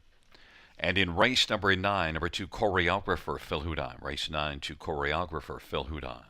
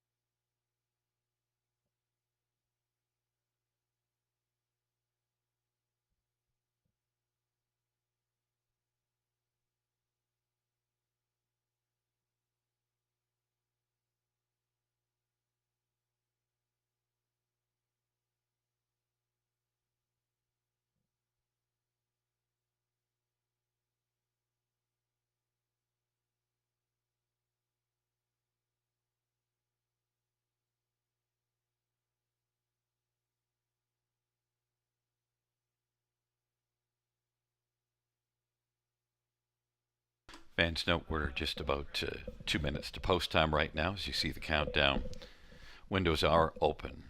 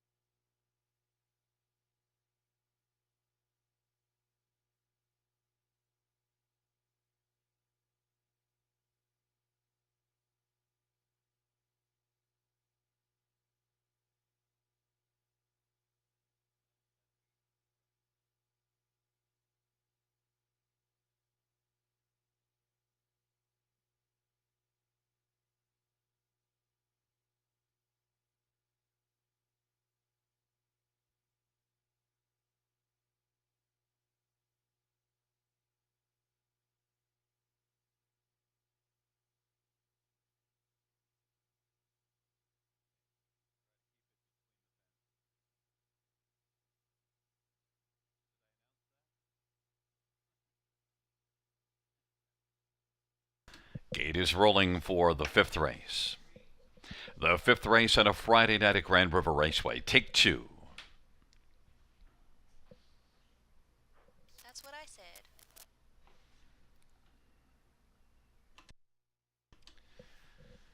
Field for the fifth race.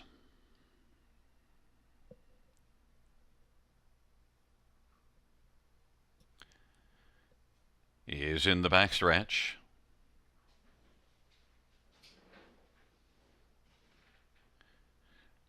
They're at the start.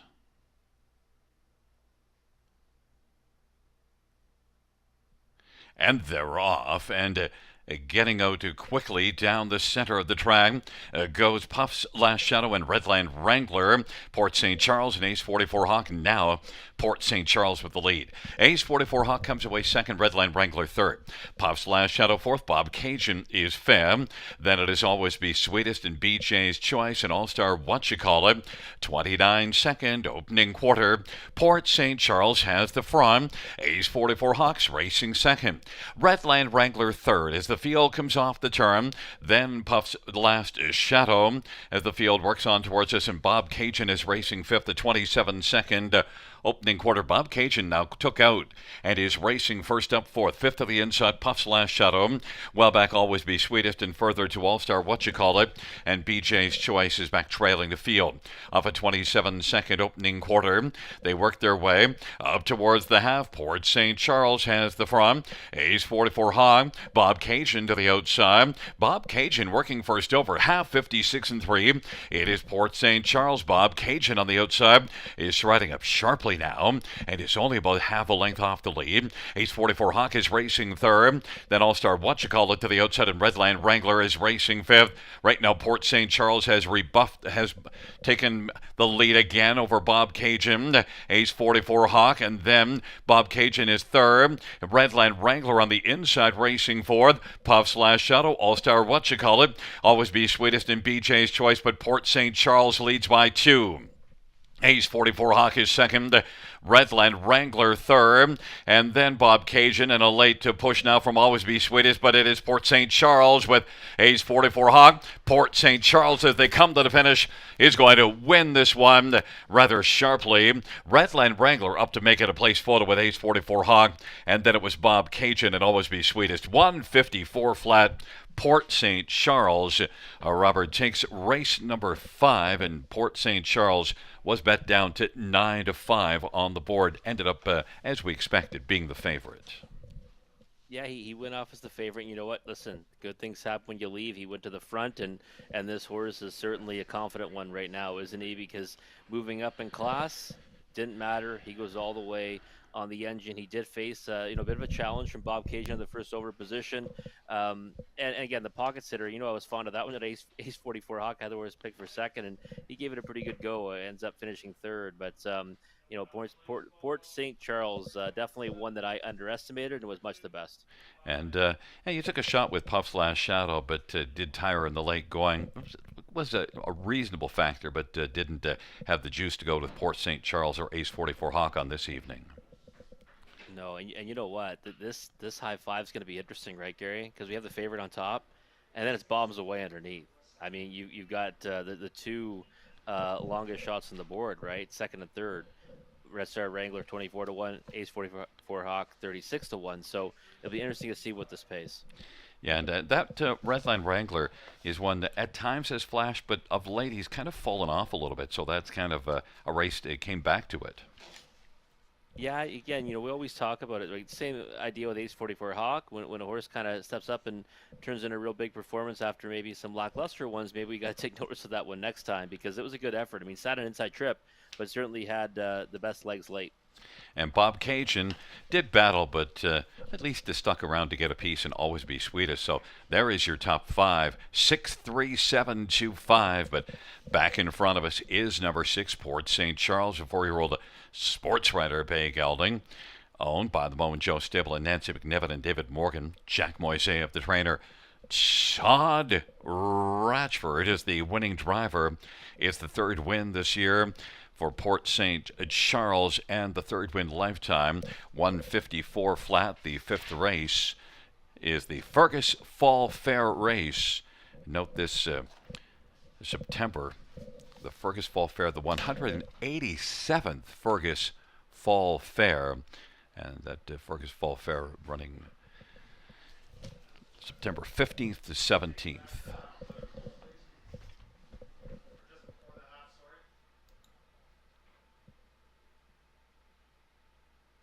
A correction, note that Fergus Fall Fair is September 13th to 15th, so it encompasses a Friday, Saturday, and Sunday. That is the Fergus Fall Fair.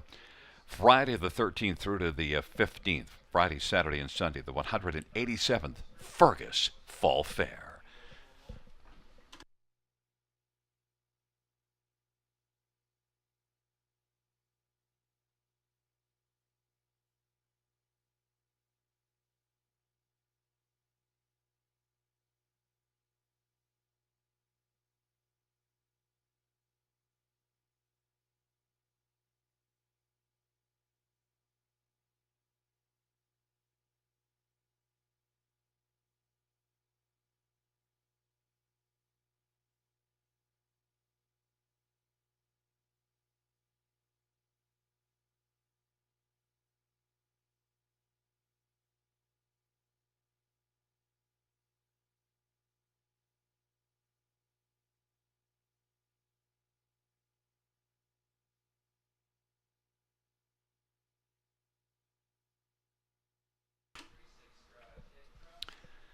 The fifth race payouts, number 6, Port St. Charles, 573.70 and 330. 3, Redland Wrangler, 1380 and 830. And 7 Ace 44 Hawk, 960. $2 exact or $100.60. Dollar try, 590.85. And the dollar pick 3, 10.35.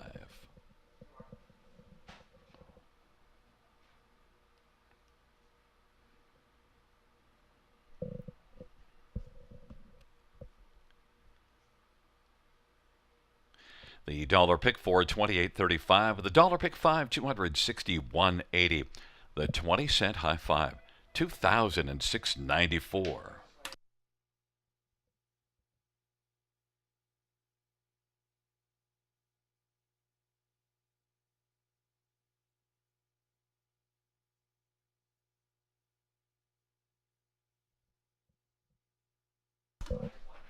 Fans noted driver change in race number 8.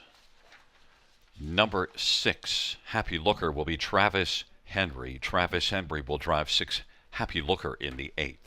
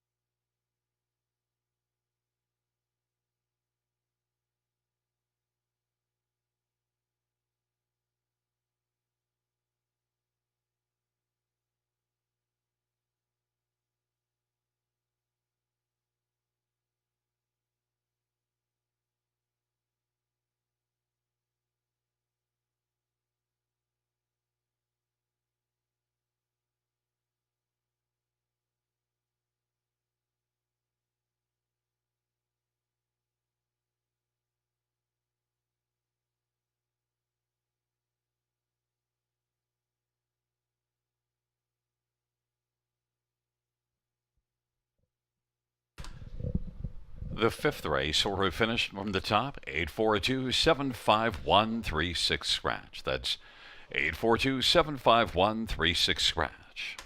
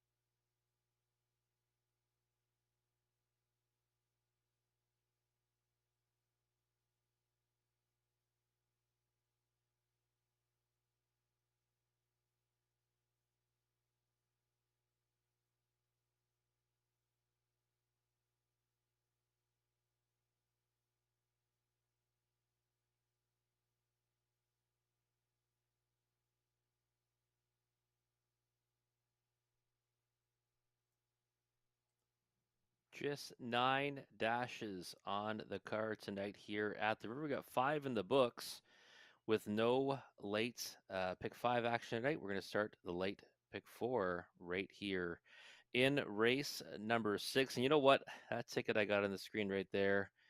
I'm just going to say it's kind of an ugly looking ticket because I like having a single, but I couldn't get one in this sequence. So it's only $9.60, but I like seeing a single somewhere in there.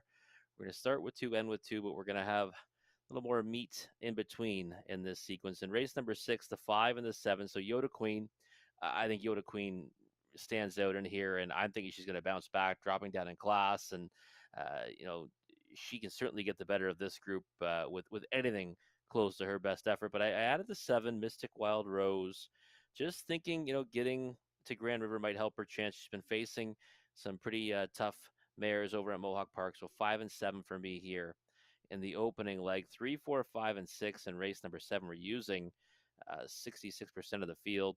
Um, I thought that those 4 are the ones you want to have in there if you were going to spread. Highland Hot Sauce might be one I'll play some extra tickets to because I thought he's been in great form as of late. I'd love to go to LA Sun Control as a single in there, but the problem is off that vet scratch sick missed some time. I might want to watch him one time before I want to go all in on him, anyways. So 3, 4, 5, and 6 in race number 7. Race 8, we're gonna go 3, 4, and 8. We're gonna try the 3 Stonebridge Drama. Last time was kind of the sneaky play from post 6, made a break and stride behind the gates at the start, anyways, and this time now, better postal work from likely flies under the radar because of that miscue. So we're going to try that one on top, but using the 3, 4, and 8.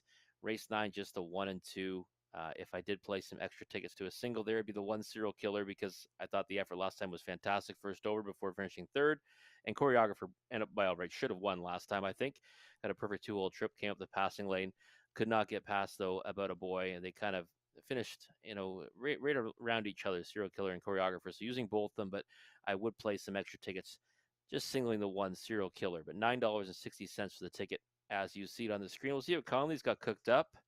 We'll see what he's done here. See if he's got a little more of an economical ticket. There it is. Yeah, definitely more economical. He's spending a third of the cost, and he's going to start with a single with Yoda Queen, which I don't mind at all. She's 1 to 2 right now on the board, and she should get the better of this group. 2 and 5 in race number 7. So I got 4 of the 6, and he's got a horse I don't even have. So we see things a little bit differently there. He's got Bet on Sunshine added to his ticket along with Highland Hot Sauce. Race number 8, the 2 and 4. So he's added in Milieu Fromage with Carson Scuda, a couple of daughters of Better Than Cheddar. And then in that finale, race number 9, 1, 2, 5, and 6. So he's also put in very blue chip and Briggs along with those 2 that I think should control throughout Serial Killer and Choreographer. $3.20 for 20 cents if you like Conley's ticket. But you got a few minutes to map out your winning wagers for this late pick 4. Again, takeout's always a low 15%. And Gary and I will come back, take a closer look at race number 6 after the post parade.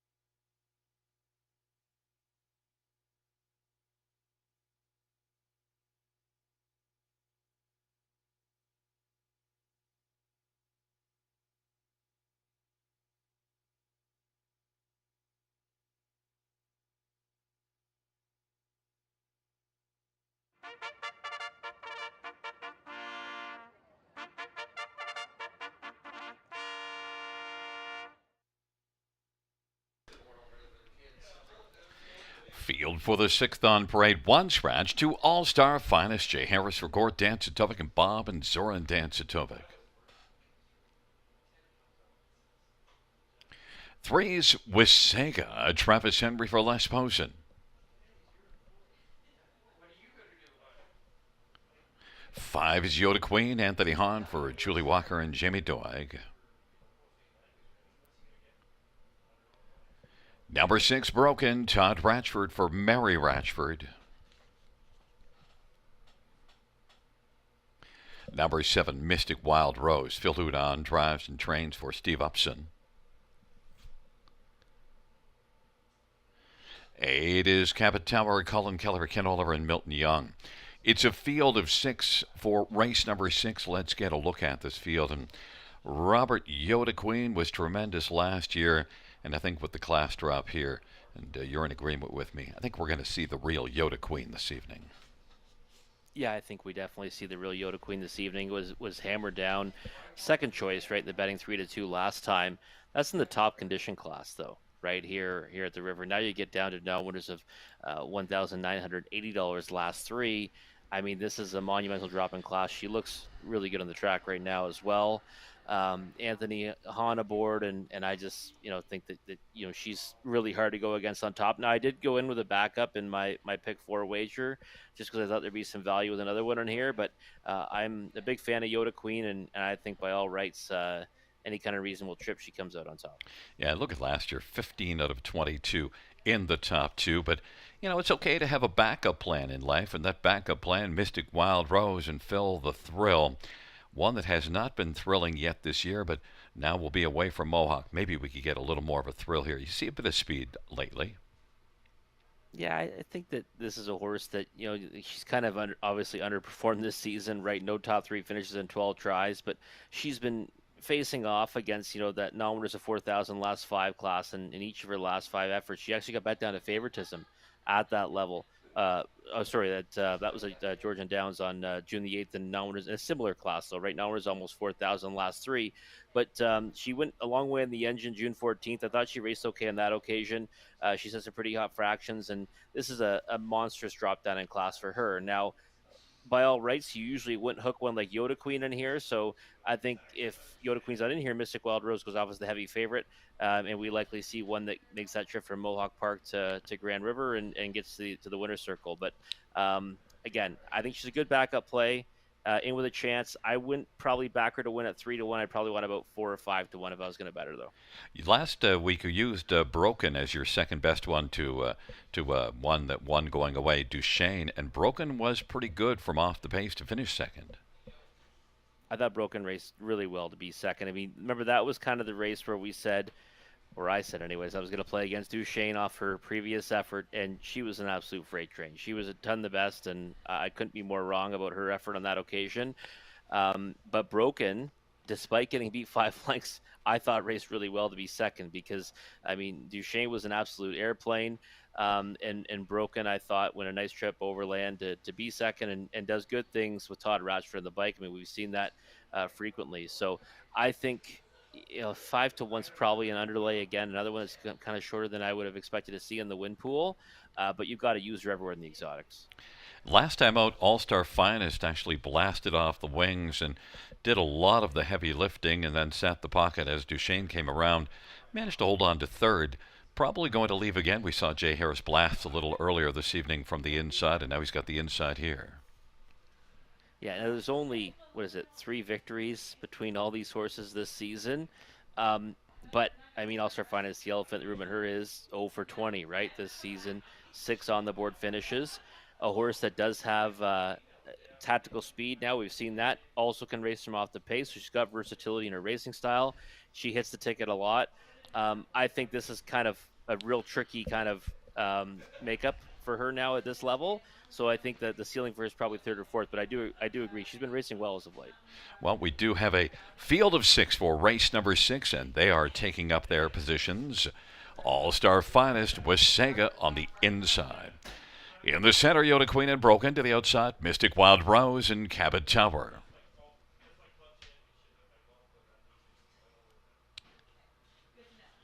Field of 6, race number 6.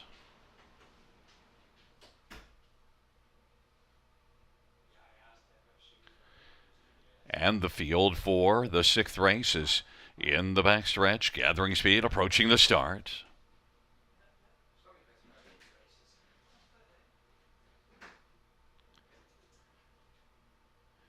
There at the start. And they're off, and getting out alertly, Mystic Wild Rose. Yoda Queen, second in the early action. All-Star Finest on the inside, pressing on through now, and is going to drive on through and take second as Yoda Queen is going to race continuing on the outside. Now, Yoda Queen's going to press on. Is second now, driving against Mystic Wild Rose. Yoda Queen and Anthony Hahn has a plan to make it to the lead, and now is going to fulfill that early plan, and is on top. Mystic Wild Rose second, All-Star Finest third, with Senka fourth. Broken is racing fifth, and Cabot Towers trailing the field. Yoda Queen 27-3 the opening quarter, and Yoda Queen and Anthony Hahn leading as they race on past us. Mystic Wild Rose is in the pocket.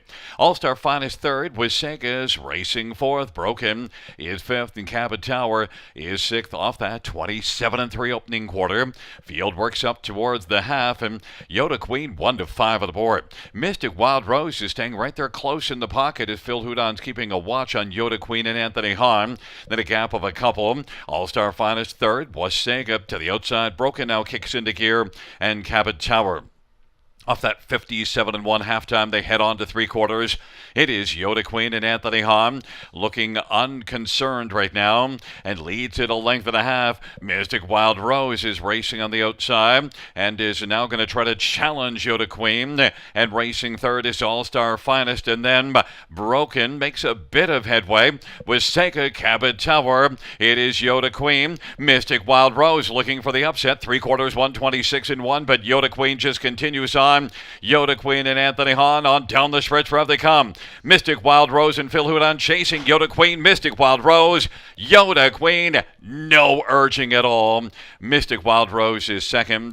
Then All-Star Finest in fourth is between Cabot Tower and Broken. Mile of 154-4. Yoda Queen and Anthony Hahn.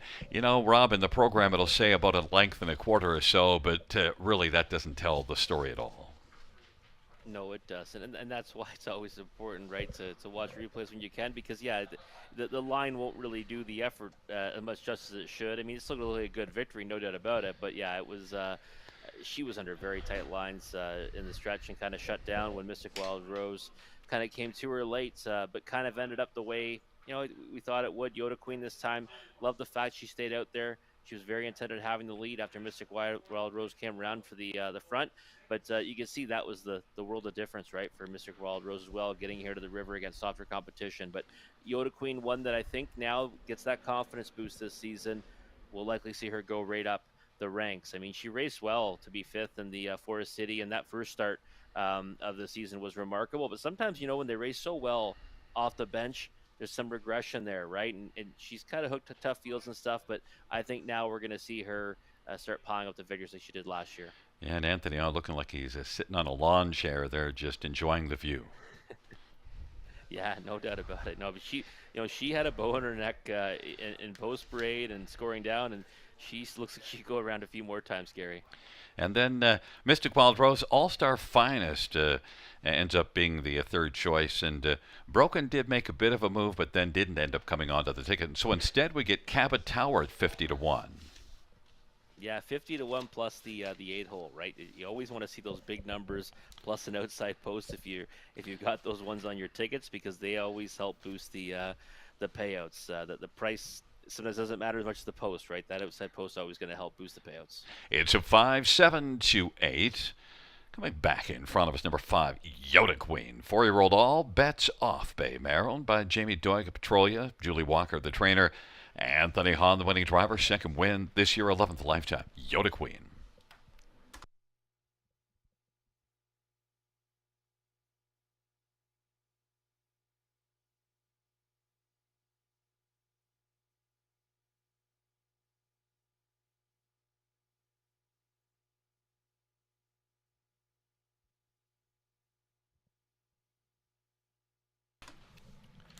Oh, trackside for the sixth race winners photo, we have Cody and friends. Cody and friends enjoying their night at the racetrack.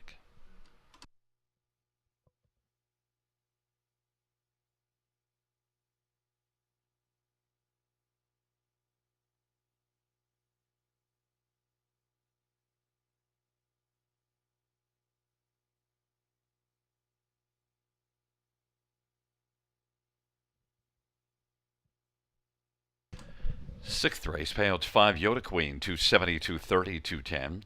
7 Mystic Wild Rose, 290, 250. 2 All Star Finest, 290. $2 Exactor, 550. $, try 815. $, Super, 158.75.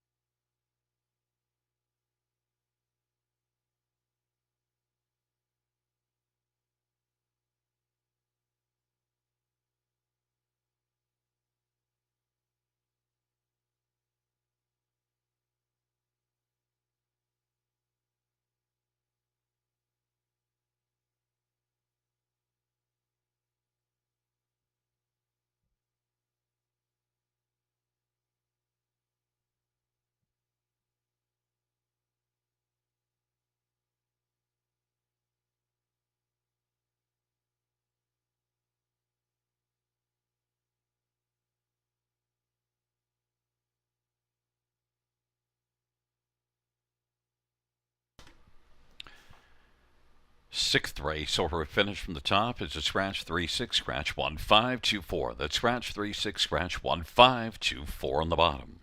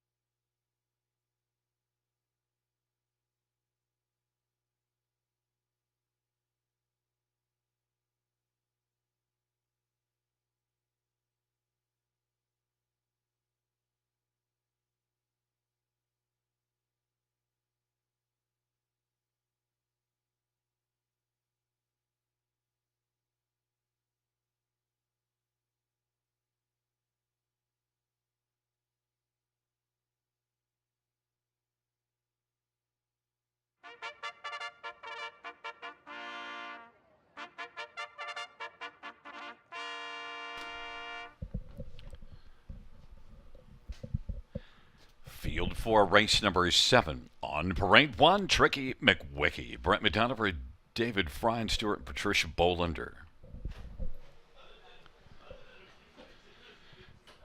Number 2, Bet on Sunshine. Garrett Rooney for Paul Ritchie.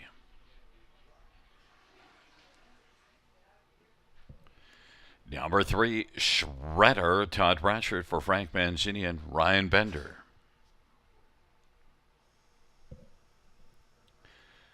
Number 4, Arts Alive. Jay Harris for Dwayne Marfisi and David Jarvis and William Cece and Henson Wong.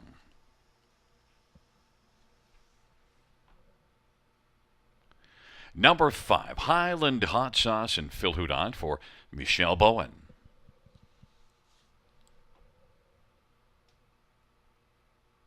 Number 6, LA Sun Control. Colin Kelly for Rick Edwards and Michael Tam.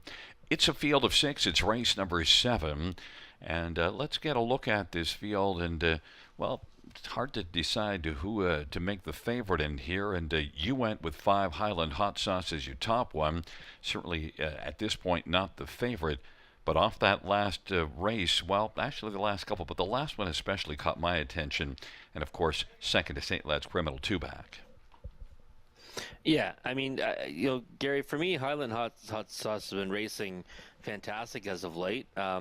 Again, the odd sport's likely going to shift a little bit come post time because I thought he'd take a lot more support because you look at who he's been second to in each of his last 2 as well. It's St. Led's Criminal and Addie's Hanover, both of which are horses I have the utmost respect for. He now, comes, back in at the level where he, was a good second to Addie's Hanover last time out at 29-1. And he's been a horse that's shown he can be versatile in his racing style. He can race from off the pace, or he can also go forward off the switch and do good things in the lead. He looks pretty sharp out there right now. A little bit of swagger to him. I'd be shocked if he goes up a 5-1. I thought he'd be more like 5-2. But I've got him on top in a race that I think is kind of a wide open affair and should be a good horse race. Number 4, Arts Alive, is one that I'm surprised you went to for second. Now, that last field at Georgian's a tough bunch and was 4th here. Highland Hot Sauce second, 2-back. Further down the page, though, there's some nice lines. Yeah, and the key for him, right, he does so well when he can get a pocket trip. Now, obviously, that's a coveted spot to be for any horse, but he's one that does so well when he gets to sit a pocket. He's got that burst of usually that he can kind of throw at them late in the late stages, and I just thought he's going to go forward off the gate, and he likely gets covered up by one in here. And if he sits that kind of a trip, I think he can be right there at the wire. So again, I thought this race top to bottom was pretty tough and a pretty competitive dash, and Arts Alive's one that I think right kind of trip can be right there with them. Number 6, LA Sun Control. I went to on top. Now, look, first start back after sickness, and that last race before being sick, a tough outing from post 8. But I wanted to get some sleeper value in here because you look further down the page. LA Sun Control has been really good. And, yeah, it's a bit iffy to take this one off of sickness, but then you can get a price at least a bit. I don't mind it at all. And you know what? You always end up on the Robert Off horses too, eh? Like this horse I've been backing with frequency. And I go off today. Like I was on him last time and against Crazy World. Post 8 got away 9th of the gate. Had absolutely no chance the way that panned out. And yeah, I don't mind. Horse was, maybe comes out of that sick. Then he's a vest scratch sick next time out. Comes back off a little bit of time. But he was doing tremendous things at the Raceway in London. So 3-1 right now, and you know what? A compact field helps his chances. He's a horse that he might get away last off the gate, but he can come home with the best of them, and I don't mind him at all on top. And you get that extra little added bonus of being on one that I jumped off of.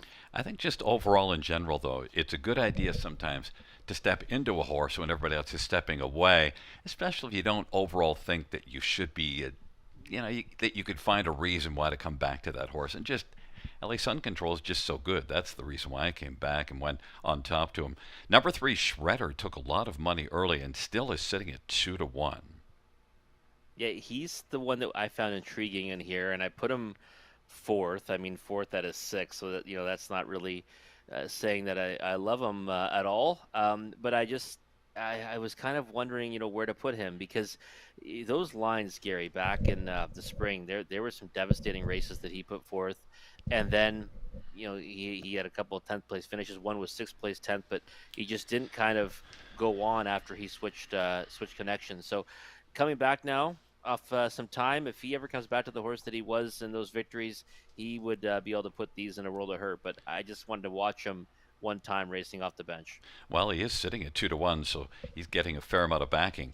Tricky McWicky, Bet on Sunshine on the inside. Shredder, Arts Alive. In the center, the outside, it's Highland Hot Sauce and LA Sun Control. It's a field of 6. Race number 7. And the field for the 7th race. In the backstretch, gathering speed. They're at the start of the rough. And it is Arts Alive who's the most alive early. Tricky McWicky, LA Sun Control, Bet on Sunshine, Shredder, and Highland Hot Sauce. But right now, Arts Alive has the front. Tricky McWicky second. LA Sun Control now is going to work over to the pylons third. In front of Bet on Sunshine, then Shredder. Highland Hot Sauce trails the field. And it is Arts Alive. Alive and in front by 2 right now. Tricky McWicky and LA Sun Control. Bet on Sunshine, and then the trailing pair, Shredder, and Highland Hot Sauce last in the early going, but Arts Alive leads the charge up to the half of a 27-4 opening quarter, and it is Arts Alive with Tricky McWicky racing second, LA Sun Control just 3 off the pace third, then Bet on Sunshine, and then for the back we go, second from last right now, that is Shredder, and Highland Hot Sauce is trailing the field and not closing any ground at all. And they head on down the backstretch of a half of 57 and popping out from third. LA Sun Control is going to make a move right now. Arts Alive, LA Sun Control at 6-1 has come on and taken over second, trying to bear down on Arts Alive. Tricky McWicky's on the inside third. Bet on Sunshine is following LA Sun Control on the outside. Well back Shredder and further to Highland Hot Sauce. It is Arts Alive. LA Sun Control is starting to shine a little brighter, but still has work to do because Arts Alive is alive. 3/4, 124-4, and it is Arts Alive and LA Sun Control and Tricky McWicky and Bet on Sunshine. Arts Alive, LA Sun Control. Tricky McWicky looking up the inside on down the stretch. Where they come. Arts Alive still alive. Tricky McWicky now flying. Bet on Sunshine. Arts Alive and Bet on Sunshine. Arts Alive wins it. Bet on Sunshine's in a place photo with Tricky McWicky. Then LA Sun Control. Arts Alive early and alive at the finish in 153-2, Rob. Yeah, Arts Alive. I mentioned that he likes to being in the pocket. Well, he also likes being on the engine as well. And listen, this horse just thrives when he gets forwardly placed, right? And he got that second quarter breather, and at that point it was kind of race over. And he obviously Bet on Sunshine gets close to him late, but just the kind of trip he wants to go, right? LA Sun Control ends up getting a tough journey first over. That one kind of fades off a bit, and Highland Hot Sauce never really in contention, right? Just kind of ended up gapping away a bit. I thought it looked fantastic on the track, and it was closing, with some vigor late in the mile, but just too far ahead of it, Gary. Absolutely, and I think the thing with LA Sun Control, it just probably does need that start because off the vet sick, and it did show up late in the mile. Yeah, and again, it's one of those ones where you see even here he's coming back on in the late stages, right? He's a horse that he's got a lot of go, doesn't quit, one that's tough to fend off, and he's first over, in the quickest parts of the mile there after missing time off a vet scratch due to sickness. So I think next time we can definitely probably, go to him on top. He'll probably take a little more support racing on a regular rotation, but I think I think that effort was a pretty good one. And I said I like to get on horses when people are getting off. A few people might have gotten off Arts Alive because of that last race at Georgian, but there's enough further down the page that you could just jump back on him. Yeah, I thought that was a good spot for him because I knew he'd get away first or second off the gate. The intention was to cut it tonight, and that's what he did. I mean, he wins it at 3-1, but I think probably plays higher in the pick four, just because this was a tough, very tough dash, and I think that no matter who wins this one, as long as you're not on the favorite or the top two favorites, you're probably getting a good result down. It's a 4-2-1-6 top four. Back in front of us is four Arts Alive, a 4-year-old Arts Speak Bay gelding, owned by Dwayne Marfisi and David Jarvis and William Cece and Henson Wong. Dwayne Marfisi is the trainer. Che Harris, the winning driver. Fifth win this year for Arts Alive, the eighth lifetime. 153-2. That's a new career mark.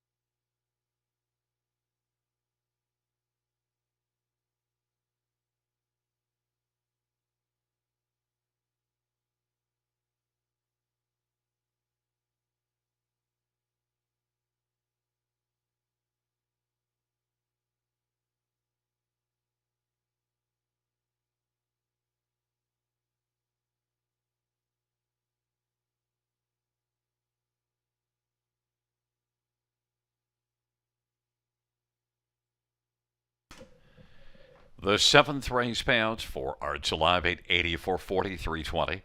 To Bet on Sunshine 490, 290. One Tricky McWicky 280. $2 exactor 40.60. Dollar Shrine 36.90. Dollar Super 117.40.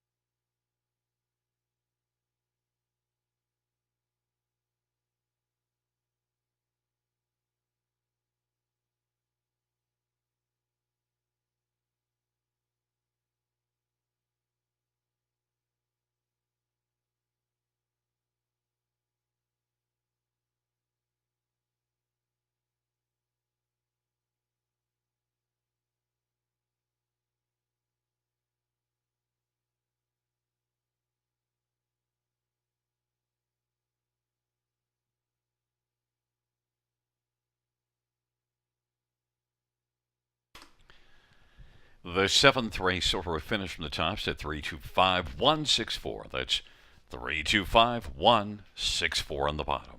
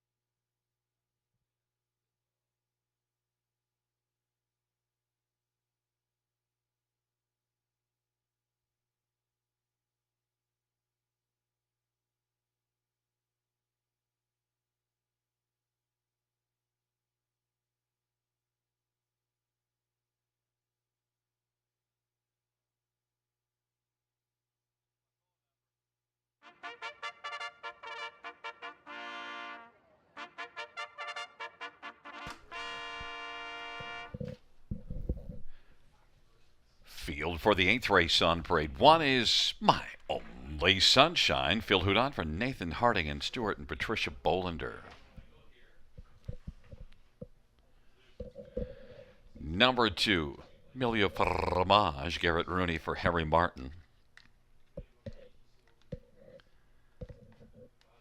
And number 3, Stonebridge Drama, Austin Sorey for Jared Mann and Alison Hepburn and Sean Brisebois. Number 4 is Carson's Gouda, Louis Gregg for Vicky Gregg, and the owner is David Carson.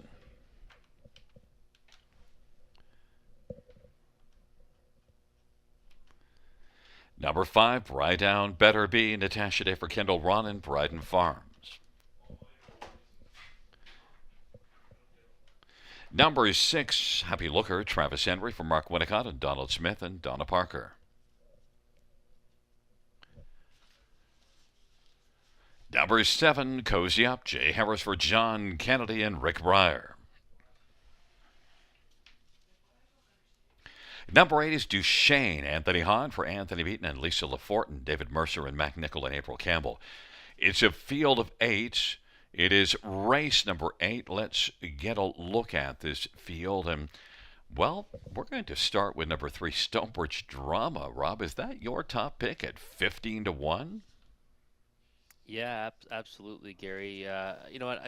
For me, I just thought that, last time she was kind of the sneaky play from post 6.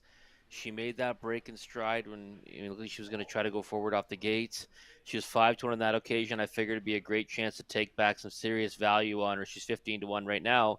She gets a better post to work from, same class, and by all rights, I think she fits in nicely with this group. So, there's the whole mentality that maybe she needs, a flat line or whatever.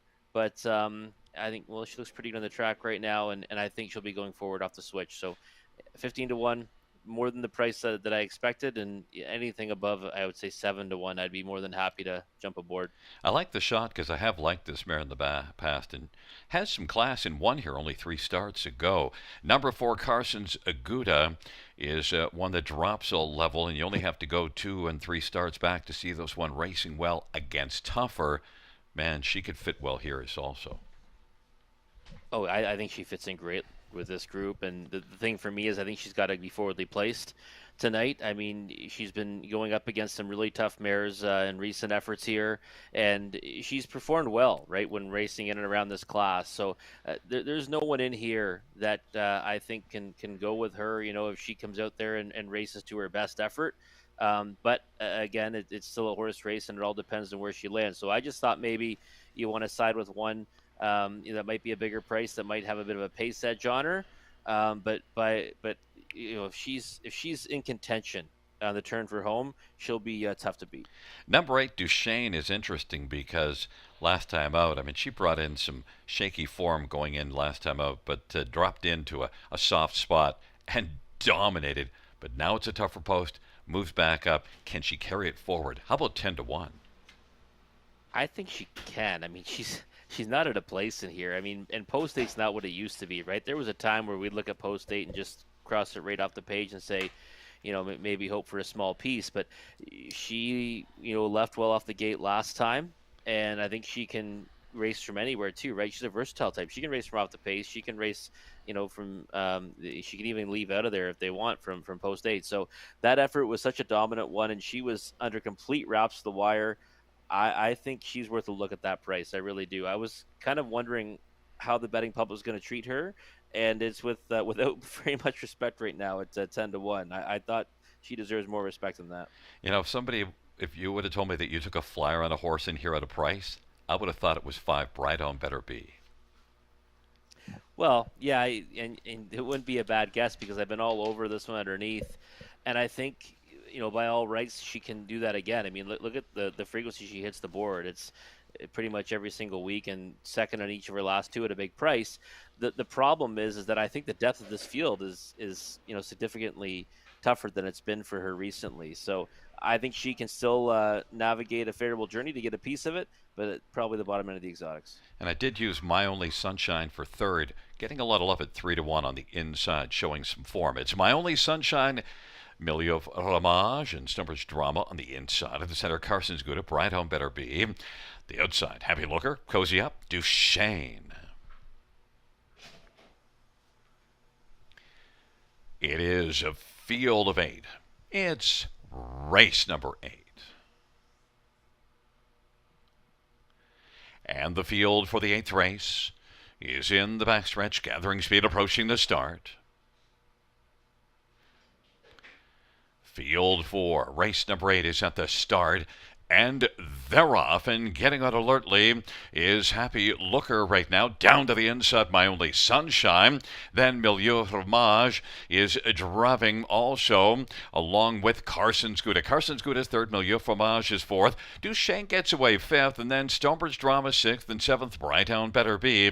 And Cozy Up is trailing the field, but Happy Looker 20-1 has the lead right now. But now we're looking at Carson's Gouda driving on the outside. Carson's Gouda against Happy Looker 26-3 the opening quarter, and Carson's Gouda now is going to clear to the front. Happy Looker's racing second. Third in line, My Only Sunshine in front of Milieu Fromage, and Duchesne is racing fifth, and then Stonebridge Drama follows Duchesne. Back further, Brightown Better Be. Cozy Up is trailing 26-3 opening quarter, and Carson's Gouda and Louis Gregg leads a length and a half. Long shot Happy Lookers right there staying in the pocket. My Only Sunshine third. Now here comes Duchesne skating up first over and is fourth, and is dueling to take third from My Only Sunshine.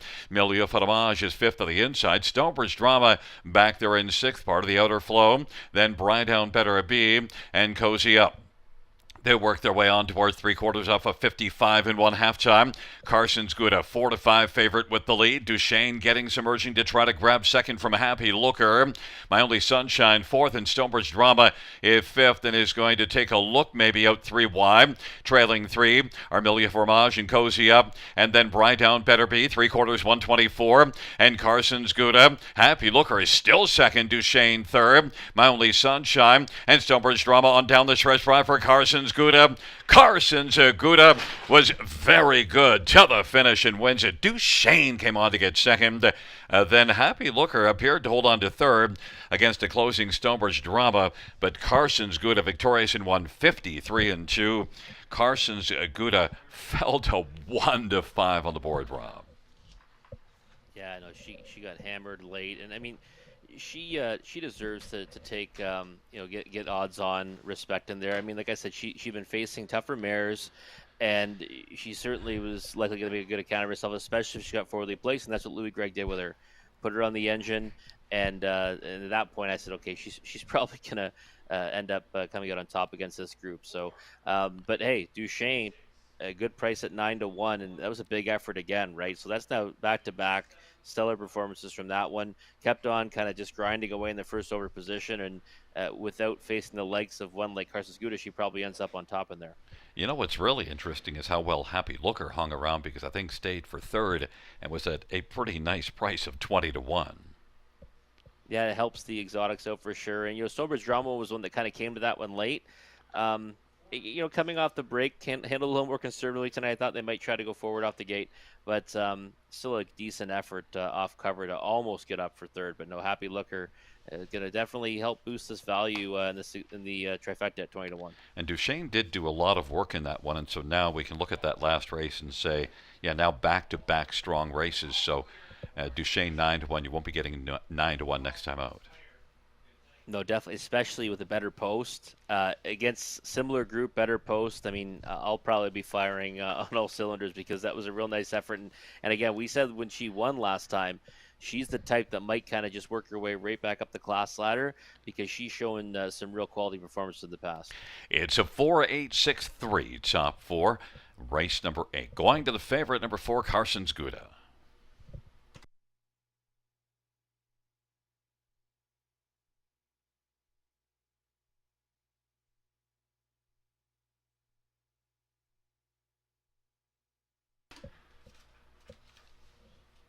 Coming back in front of us, number 4, Carson's Good, a 6-year-old better than Chanter Bay mare. Owned by David Carson, trained by Vicky Gregg. Louis Gregg, the winning driver. First to win this year for Carson's Aguda, 14th lifetime. 153 and 2.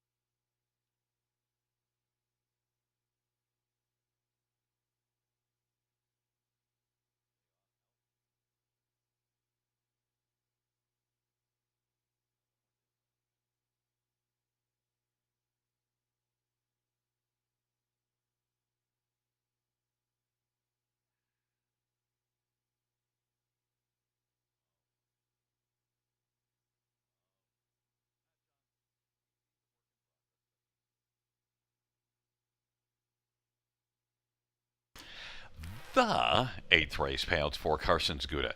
360, 280, 240, 8 Duchesne, 750, 410, 6 Happy Looker, 510.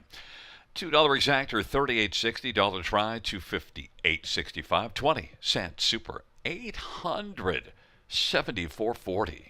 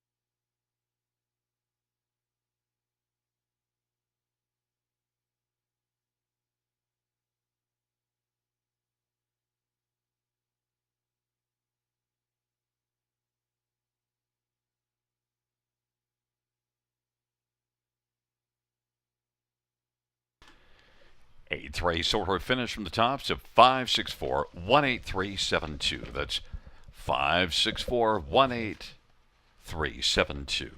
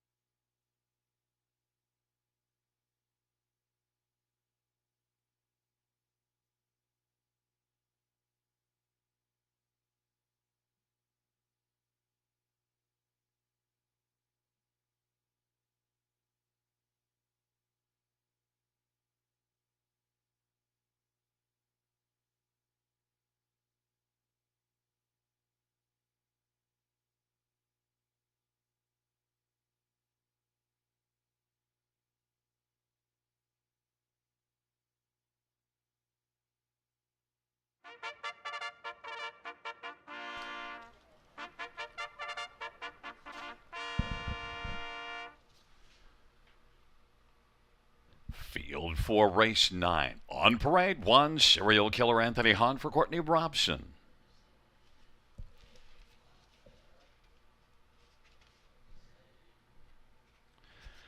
Number 2, choreographer Phil Houdon driving for Scott West.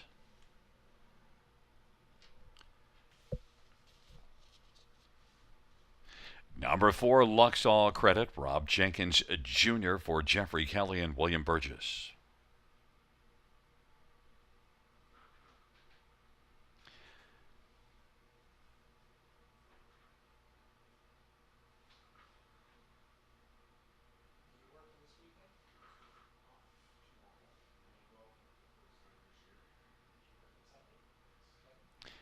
There is 6 breaks. Garrett Rooney for Kathy Chikeen and John Chikeen. Number 7, Feisty Like Fire. Jay Harris for Brett Lester and Rebecca Williamson. Number 8, A Cowboy. John Barrington for Janiyah Gallant and Kirsten Steele. Note that number 5 is very blue chip. Austin Surrey for Boyd Wilson and Owen Wilson. It's a field of 7, 9th and final dash before the weekend. Let's get a look at this field. And, well, Rob, the money was on choreographer for much of the betting cycle, but now it's flipped over to your top one, serial killer at 4 to 5. Yeah, and I think he deserves to be the favorite, Gary, because I thought last time he raced, the better of the two, because he was first over a long way, kind of kept on grinding, way out there, and I thought raced really well to be third. Now, got beat by choreographer, but that one kind of had a perfect trip and was punching up the passing lane, and there was only a quarter of a length separating them at the wires. So I think now when you kind of flip their posts and you put serial killer to the inside of that one, give him a post edge, pole position, I just think that he's tough to go against on top in here. Well, I had no trouble. I went to choreographer, and listen, the thing with serial killer that I kind of held against him, 20 top 3 finishes in the past year and a half, only 3 of them were wins. Only one this year. That was in this Class 2 races ago. Choreographer has a little more back class. You get Phil Houdon as well. Oh, he definitely has the back class. There's no question about it. Now, the thing is that if you remember, I needed him last time. I think you did too. He was coming up the passing lane late, looked like a winner. I mean, he kind of forged to the lead briefly, and then got picked up again by about a boy. So, choreographer, when he was anywhere near the top of his game, I think would have punched on through for an easy victory. Now, the only thing I'll say to that, though, is that I've noticed that it's kind of tough to win up the passing lane, right? We haven't seen as many passing lane victories here with the new surface. So, did see one on Wednesday night, but you haven't seen many. They've been few and far between, so that might be something positive for choreographer. I do think it's a 2-horse race between those two. I think they should line up those two off the gate, or some combination of that pretty quickly in the race. And I think it comes down to whoever's the better one between those two tonight. But I give the edge to serial killer. By the way, just for clarification, I didn't need choreographer. I was on About a Boy. I just thought I'd clarify. I needed choreographer. Yeah. Number 7, Feisty Like Fire. A little more feisty last time out, and now this will be the second start after sickness. Maybe a little more feisty than the last one even.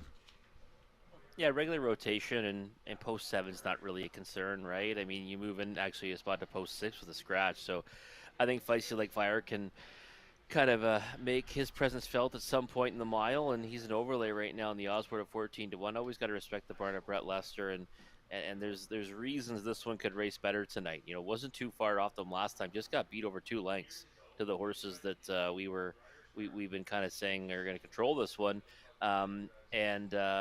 yeah, like that regular rotation factor is one that we always like to jump on. So 13 to 1's an overlay. I'd have him everywhere in the exotics. And then number 6, Briggs, makes an equipment change. Steel to flip-flops up front. That's not exactly your favorite change. This is one, though, that, kind of maybe flipping things around, because was third here 2 races ago from post 8.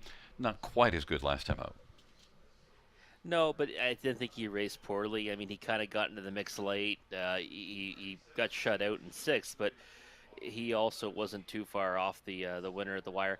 I don't like the switch to flip flops. I like it better when they go flip flops to steel or aluminum, but the surface and the weather conditions shouldn't flip flops shouldn't be a problem at all. So I like Briggs on the bottom end of the exotics, and 7 to 1 is probably about the right price. Well, I did go to Briggs ahead of Feisty Like Fire, but overall, our big bone of contention, you have Serial Killer and I have Choreographer, and you have the favorite. I just want to see how it's going to unfold. You could be right. Serial Killer, Choreographer on the inside. Luxol Credit, very blue chip. Briggs in the center, the outside, Feisty Like Fire, and Cowboy. It is a field of 7. Ninth and final dash on this fabulous Friday night at the river. They're gathered in behind the gates.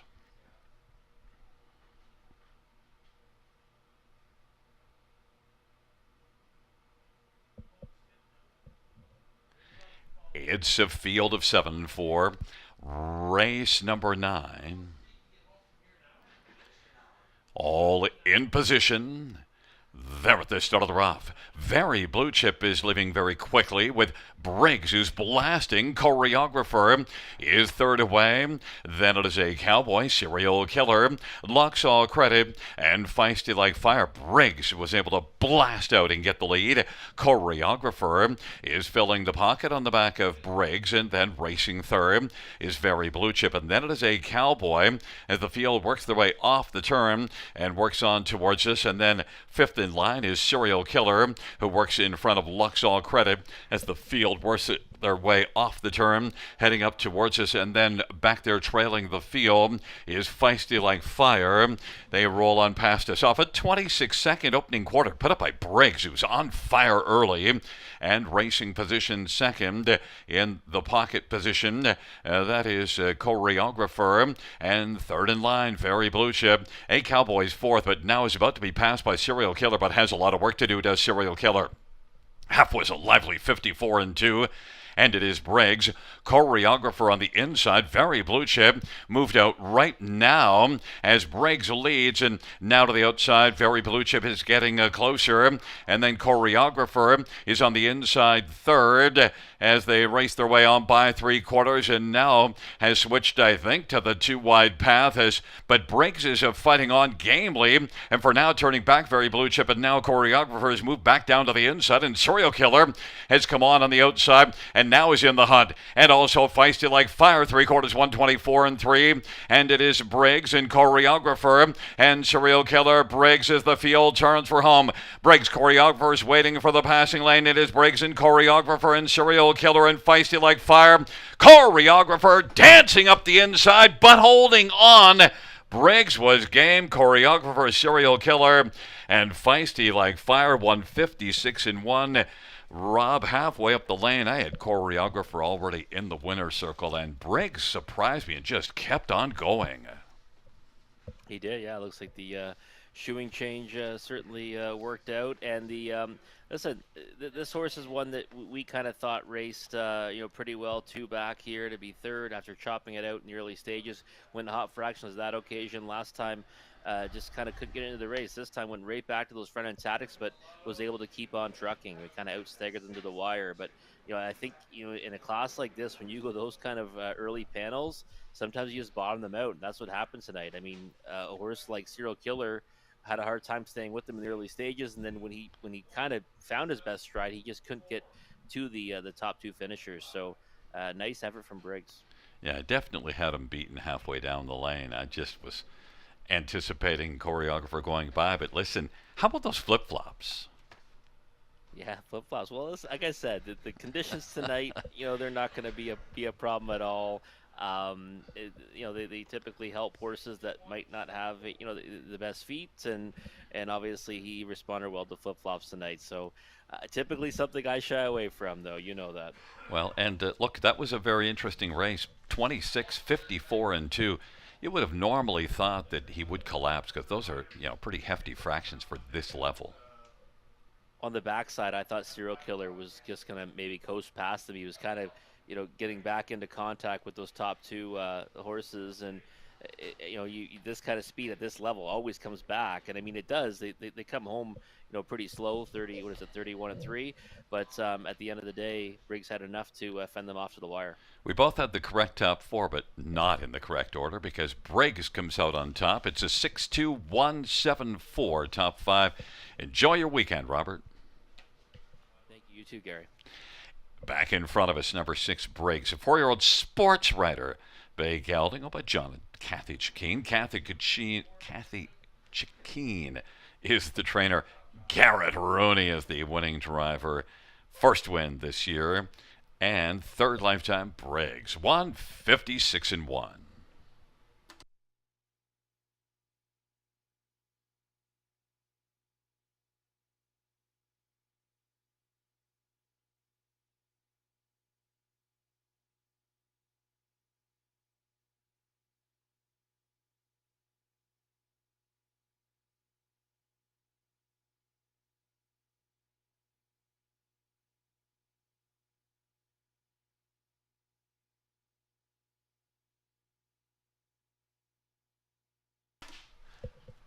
Ninth race payout, 6 Briggs, 1160, 430, 220, 2 Choreographer, 310, and 220, 1 Serial Killer, 220, $2 Exactor, 2210, dollar Try, 2250, dollar Super, $35.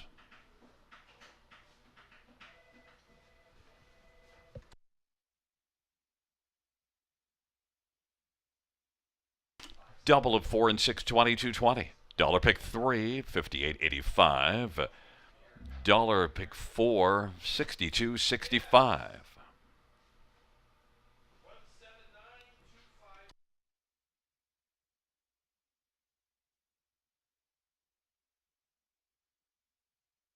Note the dollar high five is 144.35.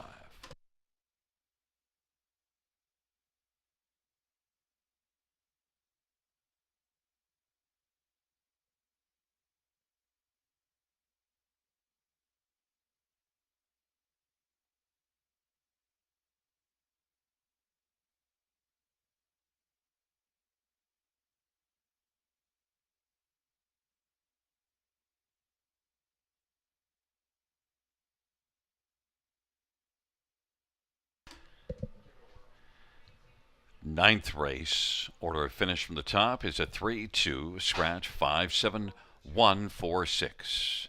That is 3-2 scratch 57146 is the order of finish for the ninth race. Well, that does conclude the live harness racing program for this Friday evening. Action resumes on Monday. First race, 6:30 p.m. Buenas noches, amigos. Good night, everybody. Good night, Casey.